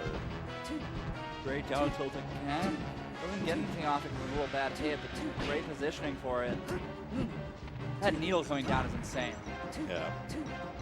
Just like a mix between like full needle and like single needle to be able to just check jumps. Really solid. That's death though. Yeah. That was really, really rough DI too. Still got Puff at 111%. Yeah, but Good it's jab, Puff. fair will kill. It's And Puff. every jab will lead to it, but Okay. There it is. that's it, yeah. Raw fair coming in hot. All right. Yeah. Oh, no. Yep. Gets Okay. a punish. Yeah, good DI. Gonna be a grab. Okay. That's exactly where you needed the fair Yeah, corner that's a to be punished. strong start. Yeah, great rest punish. Almost 60% here on STJ. Yeah, but it's like you get pounded, you get up tilted here. It just all goes in up in smoke. Okay. One rest. Oh, the overcommit. Great hold down. Yeah. Up air though, not gonna kill just yet. Holding center so tightly, but The Randy down yeah, smash. very Panic. okay. That's up air. gonna be it though. Yeah. 1-1 here in loser semis. Man. Good game from Bungo. SJ had a lot of good stuff. Bungo held his lead really well though. Okay. Yeah, I feel like Check the Dreamland. like it's just really, really difficult for Sheik to be able to like scrap with Puff. And Bungo has been doing an excellent job of finding the moments where he can and do so safely. Yeah. It's like you're talking about the spacing on the fairs after the low percent down throws. Yeah. Where it's like Bungo has to pick those spots just right, otherwise it gets blown up. Great ledge dash. No rest punish off the down smash though, even with Dreamland. Yeah. That's Bungo. Getting caught in the initial frames of startup on up B always feels pretty bad, I imagine. Yeah. Feels great to hit. Feels terrible to be hit by. It feels so good to hit. Oh yeah. Especially in the Ditto. Oh my I gosh. bet. All right. Yeah, just looking for something, just getting resources, getting charged. Occasionally charging needles, big centers, a bunch of aerials. SJ gets right past too. Yeah, but only a few jumps left here. Able to refresh.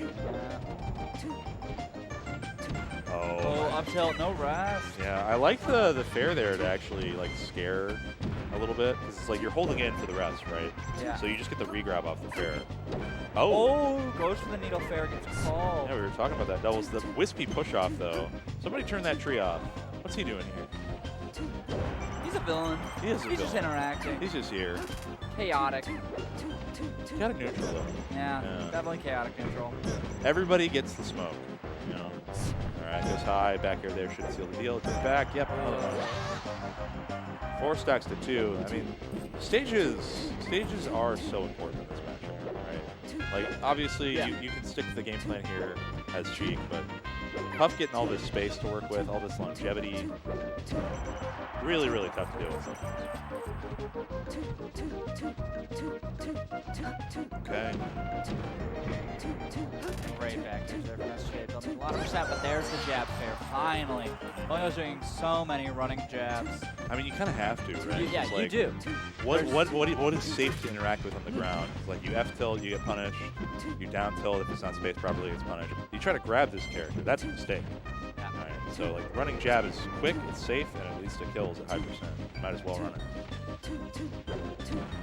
So much of this game, because like percentage changes so much, like the thing that gets atypical is like having to remember how to change up your game plan according to percent. So much damage here on Bungo. Oh. Sheik's racking it up. Up on flat, no rest. Just gonna take what he can. I don't think they feel like they need to right now. Yeah. Oh, yeah. Reverse fair. Yeah, Rising reverse fair. There's Beautiful. no need for a rest here if you got this big of a lead. Yeah, just keep whittling away here. All right.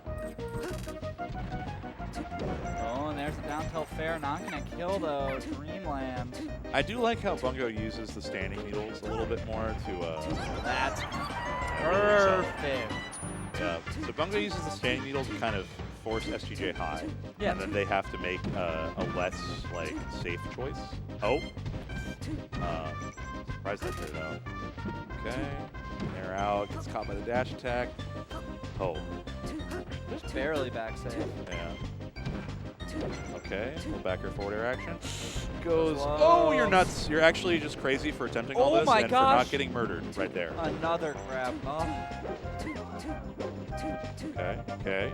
Nice. I Nair. love that Nair. It's so good on the mix. It's Yeah. Sammy Nair is just so powerful. okay. Excellent Sheik. Good ledge dash. Nice air dodge too. The recoveries have been stellar from Bungo. It's just being able to close out this stock and try to work on the next. It's going to be difficult. Oh. Okay, space is good. Forward air there, catches the jump. There you go. Great double jump there. Selfish, yeah, but you have an interesting situation here. Oh, SJ is so high. Yeah. Not going to go to the same situation. SJ is not going to give Bungo that same situation on top platform with last stock. Oh, grab here. Great grab call out. Oh my gosh. Bungo does not miss those dash up airs either. Yeah. Like, you really have to instantly get going for those. But 116, I mean, the game plan's been good. Bungo's been able to whittle away at SCJ's percent. Playing sharp in corner, trying to find conversions. The jab there was a bit curious. This high of a percent, though. I mean, There's so many this is how chances for a it straight hit starts. like that. Yeah. Oh my god. Fair. Not Yeah. going to kill. SCJ's just been feeling a little bit slow on the uptake here. Yeah, trying to play very risk-averse, but Yeah. Sometimes really it doesn't pan out. that back air all trying to Bungo so high up so we can get a safe mix-up here. Oh my god. Oh my, so many Yeah. options. Oh, the tech! Oh my god. And the air dodge back, but that's going to be Yeah, it. yeah, this should be death here, as Bungo's going to go ahead and fall into game 3. But Oh. so many mix-up options there when you go Yeah. high. Bungo played it so well. Just great defensive play overall. SCJ managing to carve out a win there, though. Oh, jeez. What a beautiful game. Yeah. That was a great one. That was a good one. Such a We've big been getting gifted with some good melee today. Non-stop. Woke up, All got some weekend, good really. melee. All right, the Yosh pick makes sense. It's a little bit scary, you know, but you've already used Pokemon to great avail here in this set, so might as well rock what you got in terms of counter picks. And it's certainly not going to be heading to FOD as the Sheik here. Oh. Some psychos do it, though. Confuses me. Oh. Yeah, kind of. Okay, yeah. That's great honestly call the most SCJ like situation of all time, where it's like you get the jab reset, 54, you're probably not gonna die. At There's 54. a good chance. Maybe charge up smash. Yeah. Maybe. Charge up smash, I don't think it kills yet there, but they can get some needles, get a grab, and set something up, Yeah. right? Like, Maybe. I like how Bungo opts instead of grabbing to go for up tilt, because it is a timing mix-up too. Like it blocks off a lot of things, and like the back hit of the second hit is really good to set up for things sometimes. Up tilt's just so good.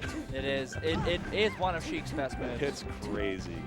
It is just secret better F tilt. Yeah. Oh my god, great tech. Yeah, SCJ has been really nailing those like rising nair techs. Just really running things with it. Okay.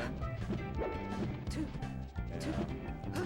Bungo's counter pick getting kind of worked over by SCJ here, but 50% lead, not too bad. Yeah. Even though this is a good counter pick in Jigglypuff, this is just still SCJ's best favorite stage. Yeah. They just really know how to work in close quarters, I feel like. And back air, gets the tech. Wow, the Phantom. Oof. Oh no. Oh no. Yeah, Randall really upsetting the timing there, and SCJ took full advantage. Might as well. Okay. Phantom up air too? Are you kidding? Fair to fair? Yeah, great pressure from Bungo. All right, counter hit fair after the fair. I'm saying fair a lot because Lord knows it's all fair. That is just what they're doing. Yeah. Oh no. Bungo slapping forehead. Okay. That's the grab, but yeah, has to fair and it still kills. This is a big deficit, but if you can do it on one stage, you can do it on the other stage. Oh, miss rest. Full stack. Still at 0, but good damage. Like getting up to 43 here is kind of huge. Getting anything past 20 is always a good feeling. It's tough on rest. Oh no. Yeah. Brutal. Some unfortunate misinputs there from Bungo, I feel like. I like to see that SCJ started to pick up a little bit on being able to F-smash Bungo, like HBox was in the winner set. Yeah. So I feel like the way Bungo plays is very safe in particular around a certain range. And that particular range is like the little triangle you get right above Puff where it's like up air is there. It's more like that, I guess. It plays around that really well. But then these landing spots are just like you get F-smash. And that's where HBox is picking Bungo apart. Yeah. So Bungo will fall, and that means that we get the run back now from semis. Yeah. Bobby and SDJ. Going back to the classic. Yeah. We got 2 Puffs and a Spaceys. Feels only right for DFW. Yeah. Yeah. But I'm excited to see another SJ Bobby set. Oh yeah. SJ playing a little hot. Playing pretty good. Bobby was looking incredible in the HBox set. Yeah. It was I think 3-1 in semis for Bobby. Or was it game 5? I forget. And it might have been. No, it was game 5, right? I think it might have been. I'm not sure though. But I do know that this is going to be yet another banger set, provided Bobby's still got the wherewithal to really keep things up. Yeah. I mean, I don't know who he would have been warming up with, or if he went. Probably T. Yeah, he has the choice to stay warm. Yeah. Or just go relax, get ready, mentally prepare. It's very different schools of thought about it. Yeah. Now I think about it, he was definitely staying warm. Yeah. But I think warming up too much can be a bad thing too. 100%. There was definitely a time where I had to play a Sheik player, and I was playing with my friend Marco and my friend Oates. And we played for probably like an hour and a half, and I was like, okay, I think I'm ready. And I think I just over-prepared. Yep. I just over-prepared, and I overloaded my brain. You definitely need some time before a set. Yeah. Right? Yeah. Cool off, get in your zone. I've also played Oates. Really nice guy. Played him at Genesis. He's so cool. Yeah, he was super nice. Yeah. I feel like the old heads that still play this game and still like show up constantly. Oates do the zine, right? Oates did the zine. Yeah. Oates did major. Also has been doing like Melee's performance art slightly lately. So they showed up to they had like a full Oni costume, like tech wear, like Oni demon mask and everything, and they were your bracket demon. So they've been doing some stuff like that. Been doing a fun one recently as well. Game 1 here. Okay. Bob already setting up some good lasers here, trying to sharpen these up airs. Because this is really the thing that we saw with HBox was like the bear walls would get caught and stuffed out by like rising and falling up air, or sorry, falling down air from Bob. Like just stuffing out with dare is such an important part of this matchup. But SCJ starting off pretty strong. Bobby misses the angle. Yeah, sad one. Yeah. Still, 75% is a good percent. All right, you can still make something of this. It's kind of odd that Bob was just standing there. Sometimes standing still is a great move, but I've honestly never seen Bobby do it. So. Yeah. Oh! No way. Oh my God! Are you kidding me, dude? Oh my God! Oh, that's actually like pure insane behavior. Yeah. Like you have to have utmost confidence to be able to rip one of those. And Bob does. Good God in heaven. He is a ball of confidence. Yeah. Every time he's about to play SCJ at an M&M, Yeah. he comes over and he goes, doing this one for you, Jimmy. I got this. Every single time. He's so funny. I love him. It's very funny seeing the difference between Bobby on stream and then like Bobby at a local. Yeah. It's like Bobby on stream is kind of an unhinged animal, right? Like he's a Bobby is Melee as performance art. Yeah. I think. And then he shows up at a tournament. He's just the nicest guy sitting in the corner, just Yeah. you know, being polite, saying hello to everybody. People are definitely like, people who get in and like don't know Yeah. like the top level scene, literally just know Bobby, and then when they like they'll go watch the scene and they'll talk to him and be like, he's insane on stream. Yeah. He's just the most quiet guy here. Yeah. But he's insane. Yeah, it's a very large disparity between Yeah. like the idea of a person and the person Oh, themselves. such Bobby's running this right now. Yeah, this That went was- from a close set where Bobby SD'd, like he's only SD'd the stock. Looks like we're getting some song switches from Duncan though. All important yep. music shift. Great call it on that Firebird angle. Yeah, went for the Shine Stall into max range Firebird to try and stuff out and see. But, okay, pushing hard. Oh, a little wave dash grab attempt there from SCJ. Didn't pan out, but love to see the attempts. Okay. Grab. Yeah, good buffer roll on that fair. Down air. Able to find the down air, but... Can we talk about how terrifying like empty land is? Like empty land weight into like the next step of your pressure, just taking that extra little beat to add to the story. Yeah, it's like a horror movie. Yeah. Right? Like they're just right in front of you, standing there menacingly. Oh. Okay. Oh, missing. Yeah. Crazy fade back. Down air attempt. Nice catch high.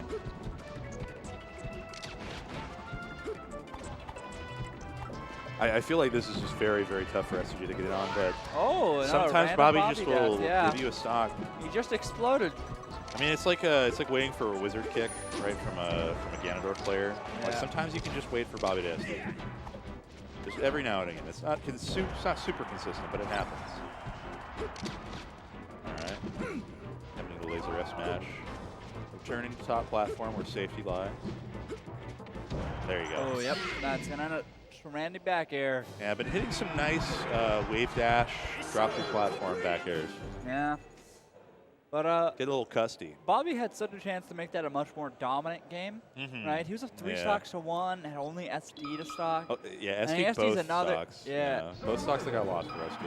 And then one, I think SDJ took. Yeah, SJ took stock 2. Yeah. And just SD 2 other stocks. All right. Oh my God. Those wave dashes are so clean. Yeah. Yeah, just able to get up and out. That Corner situation. pressure here from Bobby. Yesterday, kind of just working through it. Still doesn't get out clean. Yeah, I like that when Bobby goes for these deep down airs, like mostly just overshooting, because if Puff isn't there, you at least get further away from where she's trying to get into your space, right? Yeah. Oh my God. Good DI there from SJ to not get completely double hit. Yeah. Still. Okay. Oh my gosh. Push off from Wispy. Oh Don't my gosh. Puff lives this if Bobby doesn't manage to actually make this happen. But yeah, Puff lives. Back throw. Back throw and Yeah. the mix. That's such a classic. Oh my God, dude. I love throw Spacey off stage, instantly grab ledge. Yeah. One of my all-time favorite ways to kill Spaceys. Good back air. Gonna have the stock. Clean, even game. All right. That light shield on platform's been doing some good work for Bob. Keeping him nice and This safe. is just a 3 stock 7-minute game. It is, yeah. All right. Good trade here. This should lead to a tech chase. All these big airs. Wave dash back, shine, turnaround, grab is crazy. And that's Great just trip death, away though. from SCJ. Oh. I love watching players do like the utmost technical thing to like win a neutral and then overextend it to punish and die. Yeah. Again. But 6.5 minute 2-stop game. We are cooking along here, folks. All right. Oh, wow. That up tilt shield pokes. No, I think Did it he just, drop? I think he just dropped. 'Cause Yeah, it was a 'cause light no, it shield. was, a light yeah. shield. There's no way that shield poke. Oh my god. Yeah. Got a little scared trying to either jump out or drop shield. One of the two. Okay. A little shuffle kerfuffle. And then here. Great shine pickup. Oh. Love that downer too, but scary stuff there. Taking on platform. Makes his way through. That was the thing that HBox always dealt with well, was Bobby trying to side B instantly through. Yeah. You'd always be set up at a distance where like the full distance of it would just ruin you. Good slide off there from SCJ. This could be the kill. Here it is. Yeah. Yeah. Bobby just keeps getting killed in these ways where he's caught off stage in an easy way where SJ can just catch it. Yeah, it's a bit of a fumble at times, but I mean, oh, you have jumps? Yeah, you're good. You're pubbed. Okay. They've kind of all three been fumbles this game, I think. Yeah, a lot of Right? overextensions are like coming in from like a situation where like, there you go. Like it would be like a double dip that would then turn into SCJ's favor with like a slide off. Like SCJ's proactive defense has been really good this game, but it makes it look to the untrained eye a little bit like he's fumbling. I think the last one's a fumble. Oh, yeah. So the first is just, The first was an overextension. yeah. Big fumble. And then the second is also an overextension. The third one. Yeah, was third one SCJ is making just things a slide happen. off. Yeah. Yeah. But it's like in a position. I mean, the where, second one was also SJ specifically doing a big drift back, Yeah. knowing what Bobby's gonna do. That one's more in like the range of I don't know. PDI out. Getting caught with these lasers, forcing high, forcing jumps. Oh, and, yeah, and that's gonna be it. that was actually That's such your good up- lasers. Yeah, no, perfect. Yeah. Like you were saying in the Bungo set as well, Bungo using grounded needle, Yep. forcing SJ to jump up, force him into kind of risky options. Yeah. That's exactly what those lasers are doing. Well, it's like either you go down and eat a laser, which is Yeah. bad, because you can SDI those in, which is okay, but then you might get up smashed. You can SDI them down to get past them. Then you have to jump, which means Bobby might do like a jump down rising down air. Yeah. So getting to the ledge there is not very feasible as Puff. It was some really solid quick lasers just to keep them jumping, make sure that you're able to then lock them down and kill them for it. So really good stuff to Bobby there. Securing that game too in a big way. 3-0 would be huge for the mindset and for the momentum, I think. Yeah. Oh. Going into the next puff. Yeah. So many puffs. 3 puffs in this top 8. Ooh, great recovery there. Yeah. I love that wall jump air dodge. It's so clean and it like looks sloppy, but like it's the best option to get back to the stage. It looks so, it just does look kind of messy. Yeah. I love it. So fast. Up air? I'm not gonna kill quite yet, but still really good damage off that. And the down air there my will gosh. trade out, and that's a Yeah. dead puff unless, unless. Air Yeah, there dodge. you Yeah, go. good ledge grab. All right. It's so insane that any character can recover from that there. Yeah, it's Puff. She's the one. She's the balloon Pokemon. All right. Down air trades, and that means that we won't see an extension there. But CC off that up air, still tracking, still trading. Okay. I love laser into get out of dodge. Like Yeah. you're just like, all right, nah, we're not doing this. Get my licks in and go. Okay. Yeah, I'm almost wondering if SCJ should have taken a note out of HBox's book and gone to FD, because FD was such a big swing game Yeah. for that set in Winners Finals. Because Bobby with platform is just an animal. One of the best players on platform in Texas, honestly. Like Salt is super good on platform, Bobby's super good on platform, SFOP's super good on platform. But Bobby just feels like a monster in the Oh puff my matchup. god. Even with the hard DI in on Yeah, that was such high percent too. That was. With the good DI. Yeah. I love the true tests that people do where they're like, if you can shine back your Mewtwo at like 600%. Yeah. It's like a world record for how high of a percent you can link it. It's like you have to be pass perfect, like crazy. All right. Working their way in. Goes high for the fade back for the fans. Okay, good short Great too. high short, yeah. Bobby's short has been awesome. Bobby breakaway. Yeah. Back to center. All right. What?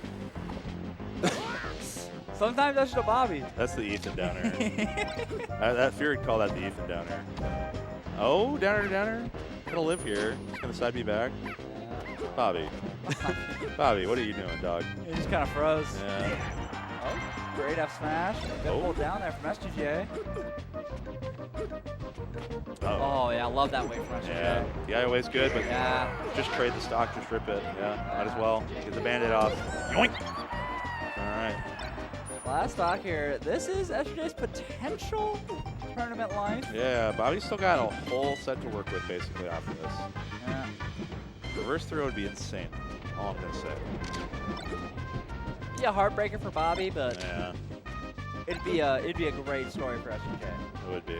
You know, I'm sad and happy either way. Oh, Oh, my no! God, good DI though. Yeah. Should be able to get a punish off of it too. Even with the full SDI out front to grab. Oh, Bob. It was a high Oh, Bob. great one. I can't believe that. And the breakaway too. Yeah, managing to just bust out there. Okay. Light shield on platform from SCJ, just keeping their hide a little bit safe. All right, little wave dash back there, bit of slop, but still making it work.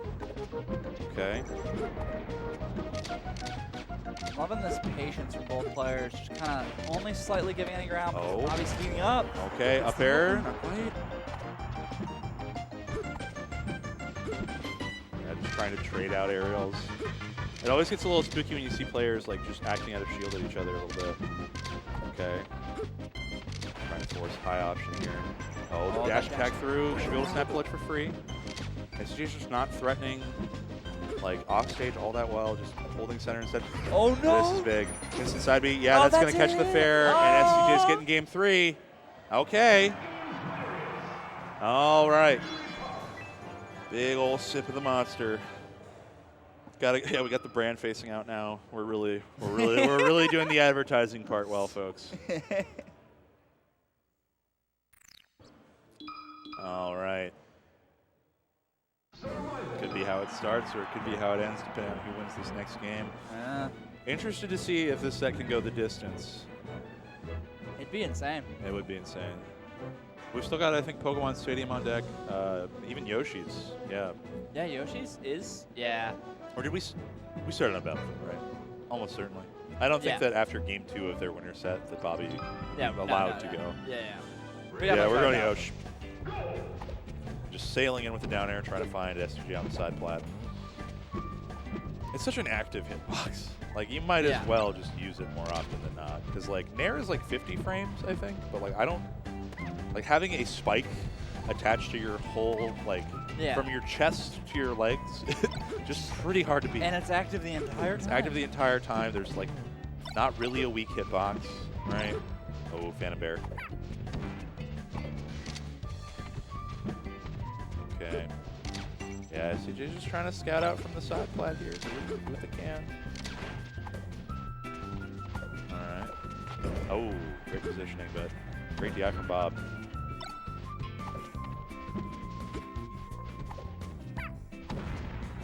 Great shield at high pound. Did you see the shield angling from Bobby? Yeah. Like, just actually tracking the drift of the puff.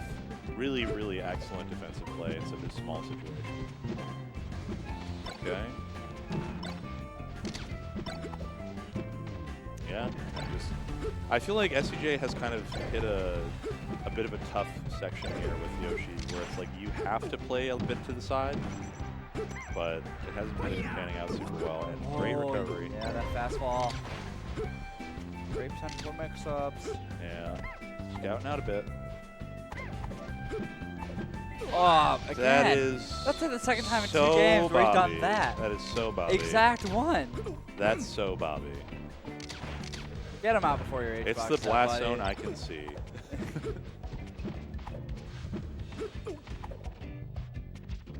I love that attempt at Tomahawk. Good recognition from SJ though, to just kind of snuff that out with the roll. Okay. Oh, scary. Great pressure from SJ. Yeah. With the grab, but mostly just a spacing thing, not even really a whiff. Yeah, but like, oh. Yeah, trying to fish a little bit hard here. Out here in the waters of Yoshi's Story.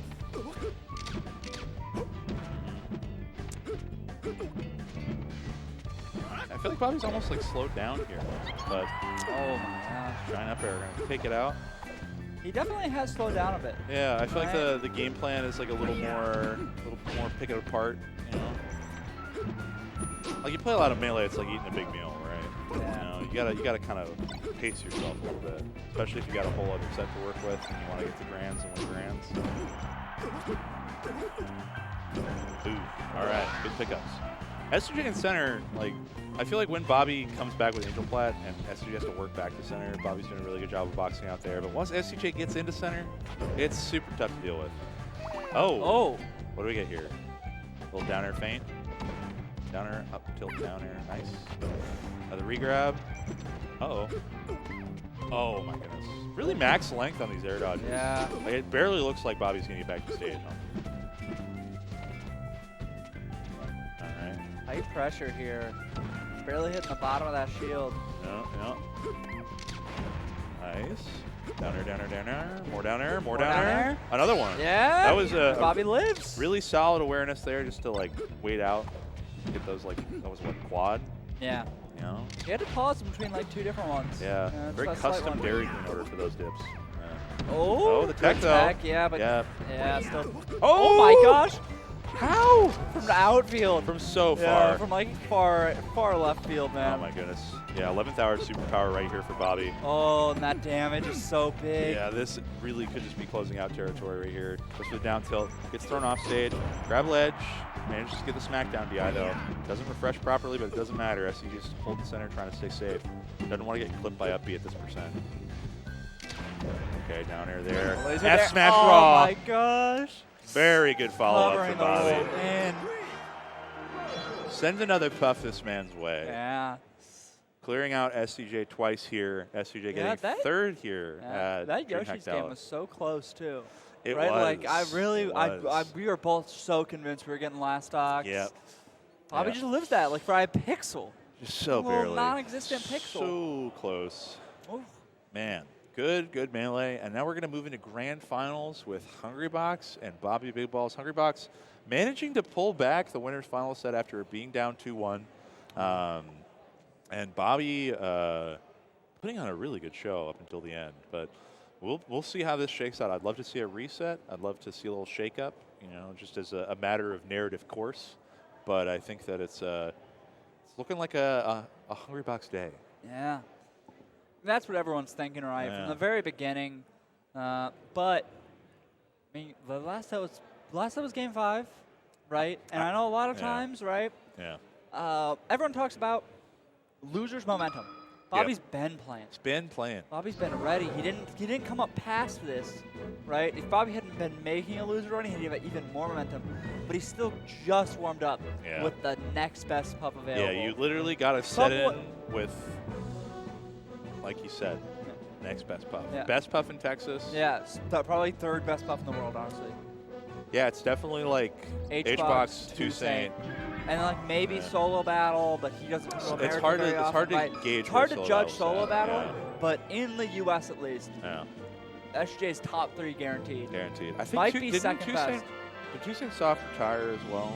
I don't know. I think they might have. Yeah, they might have.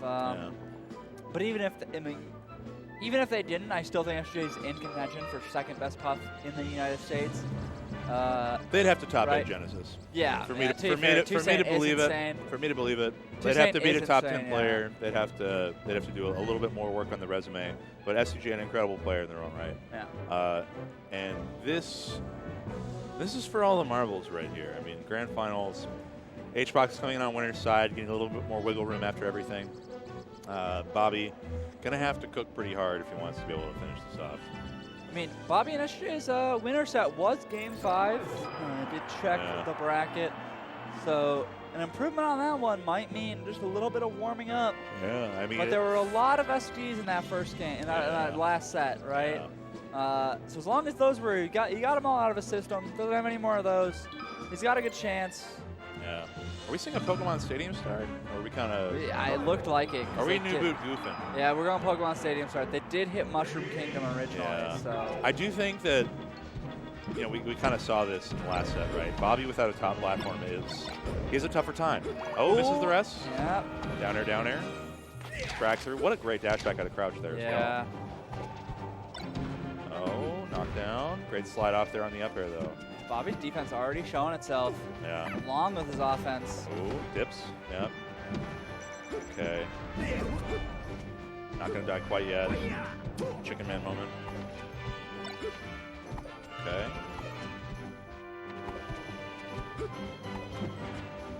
Trying to choose these full hops, gain some position, but H-Box not biting, not trying to shark, not trying to give anything. Yeah, I mean, you look at the last set and where Bobby was getting a lot of his neutral openings. He was coming in over the top of the back air wall. Yeah. So H-Box is just setting up a little bit further this time to kind of avoid that full hop down air range. It's doing pretty good. All right, regrab there off the dare. Dead even here, Yeah, by the way. The ledge. Breaking these up. Love the double shine stall, actually. Yeah. But getting the angle caught out. Good edge guard from H-Box. 124, gonna be hard to keep living. Yeah. Shine there. Almost kills off top. Yeah, it's like, I think now, at least by 150, it's killing off a rock shine, right? Yeah. Depends on the. Uh-oh. Oh no. Regrab, good Don't DI. want No this. tracking on the RTC rest, though. So I think that's the one thing, like, if H-Box really polished RTC rest, Yeah. it would be horrifying. The Palpa rest. The Palpa, the solo battle. Yeah. Right? Kind of just a modern puff thing Yeah. overall, but good. 62% for H-Box there, still really good. Oh, yeah. And an up throw here. Okay, good spot dodge there. Waits out with shield, finds the way over the top. What? He was at so high percent, he just didn't wiggle. Yeah, he didn't really wiggle. He just didn't wiggle, man. You got to do the wiggle, man. Gotta Right. wiggle. That was, yeah, he was at 111 after the hit. Yeah. Something like that. And it's like, you can definitely... He was like at the high 70s at the Yeah. start of that. You can definitely wiggle out, like, because like I think it's like 50 or something, like double jump rest really stopped working. But Bobby bringing it on back here. We did see a really strong start game one of the first set. Bobby won that one 2 stocks to none. But okay. Whoa! Whoa! Crazy. Whoa! Oh, he RTC rest. He overheard me. Yeah, We are broadcasting to crowd. Yeah. Trying to prove us wrong. Yeah. Maybe it was just too hard the first time, right? Maybe it wasn't. I don't know how hard RTC the rest is. particulars of it, like you have to be under where they're going to tech in place Yeah. on the first jump, so you can get the second jump and react. RTC rest has to be harder than like normal RTC, Yeah. right? Like a Sheik RTC has to be easier. Well, you have to than hit them that. with a frame one move. Yeah, right? Like it's difficult. Yeah. All right. Oh, looks for that roll. Almost found the other roll. Okay. Bobby making it back, eking space out, just trying to get in any bit of damage that they I can. really like that overshoot nair from Bobby. He's been doing so many good overshoots this Hello? whole tournament. Wake up, Bobby. Yeah. Oh. Fires are getting stoked here on the multi-shines. Oh, but no, the baby brother laser. Okay, catches that jump. That was yes. actually... Such a good up air. Oh, my goodness. That up air was nuts because Bobby really does love to full hop out of the corner. Yeah. Like, being able to recognize that and saying, in this moment where I've just kept you in corner horizontally so well, I'm going to finally call vert, and you go for vert and I get you. Yeah. That's Just a beautiful, like, picking apart his game plan, picking apart just a little bit of what he likes. That's that H-Box difference, honestly. Really, really incredible stuff. The Yoshi's game, in all of these sets against Puff, because this is our 4th set with Puff and Bobby today. Like our 5th set with a Puff overall. Well, no, more. Yeah, it has to be way more. It's just good to see. It has to be at least our, like, 7th. Let's see, both semis, 1 quarters, semis, winners finals, losers finals. It's like 6, 7? Yeah, 6. It's Yeah. either 6 or 7. Yeah. I don't know. Counting is hard. I'm more interested in what's going on right now. Yeah. Oh, up throw rest. Yeah. Been finding a lot of those on Bobby. Yeah. He's been this missing a lot of is the DIs. bonkers rest punish here. 48% quick. All right. Whoa. Got put in the tumble animation real quick, but he was low enough percent where he didn't stick too hard. Oh, knockdown. Yeah. Knockdown again. At the very least, Bobby's not getting popped up by these super hard. He held down on the first up tilt, held down on the up air, held on everything. Because it's like if you get popped up, you're down. Right? Yeah. You just blow up. Oh. Downer. Keep it going. Tech chases with these dares. Okay. Xbox bringing this back, coming in the center. That was the one thing we haven't seen too much of is Bobby catching landing with shine like he did in the first set. Oh, sync stall there, getting H-Box back. Or just run off there. Oh, the up smash! Oh. Rare Falco up smash? Yeah. That's like the third time he's killed Puff with up smash this game, this day. Okay, little trade out there. HBox not able to set up shop for it, but Bobby goes a little bit too low. A little bit too low there, that's all. Okay. Yeah, I kind of feel like, there we go. This really just comes down to, can Bobby break through the horizontal wall to find an area where vert works? And then HBox is looking for that vertical call to be able to blow him up for it. So like, who's getting what they want most? The tip of the F smash. Oh my god. Wow. Yeah, actually the last pixel there. Okay, shine here, shine there. Dude. Not able to find a good DI on that one. Getting the full DI away. Still 35% just off of that. Oh, down beautiful for Bobby. Nice. Oh my gosh. This was dead even. Yeah. This was dead even, and now it's this. Okay. Xbox finds way to ledge. I mean, I feel like people have gotten better at dealing with how HBox slows it down and how he claws back leads, but still the man is so good at working from behind. Oh, great down air. Yeah. And the tech there too, he's gonna make it back. Yeah. Oh. Such good awareness. I mean, 126, this is one win con move away. Yeah, there we it go. is. Oh, Bobby, don't do it. Oh my god. Oh my god. He's done it before. He's done it before. He's been known to do that. Oh my god, my heart just stopped for a second because he literally just dropped like within a hair's breadth of the blast zone. Oh. All right. Yeah, even with how that FD game shook out in, I think, Game 4 of last set, I think Dreamlight is still such a strong counter pick, even with giving Bobby a blast. And he can still counter pick FD even if Bobby does take another. Yeah.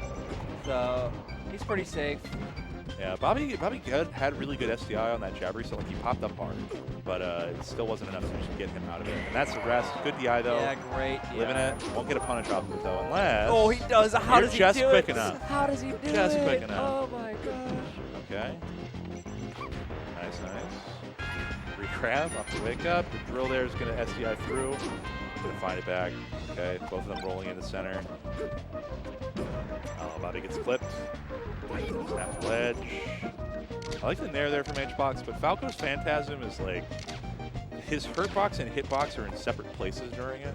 Yeah. So it's just like, you can clank with it and feel like you should have hit it, but you can't. Yeah. It's just so weird. Yeah, full drop down, trying to get something going there, but he's already dead. HBox in the command chair right now with 4 stocks to do. He is the captain. It's just another day on the pyramid right now. 100%. Yeah. Meet a pro. We'll see. Okay, down tilt there. Yeah. Does take it. Kind of Very surprised. little push into HBox space. Yeah. Force him back, force him landing. Okay. Cover it. Like the little bait HBox had there. He knows that Bobby likes to do the light shield chill drop reaction, so he just set up his backer there instead. Very nice. Okay, snap. In. Okay.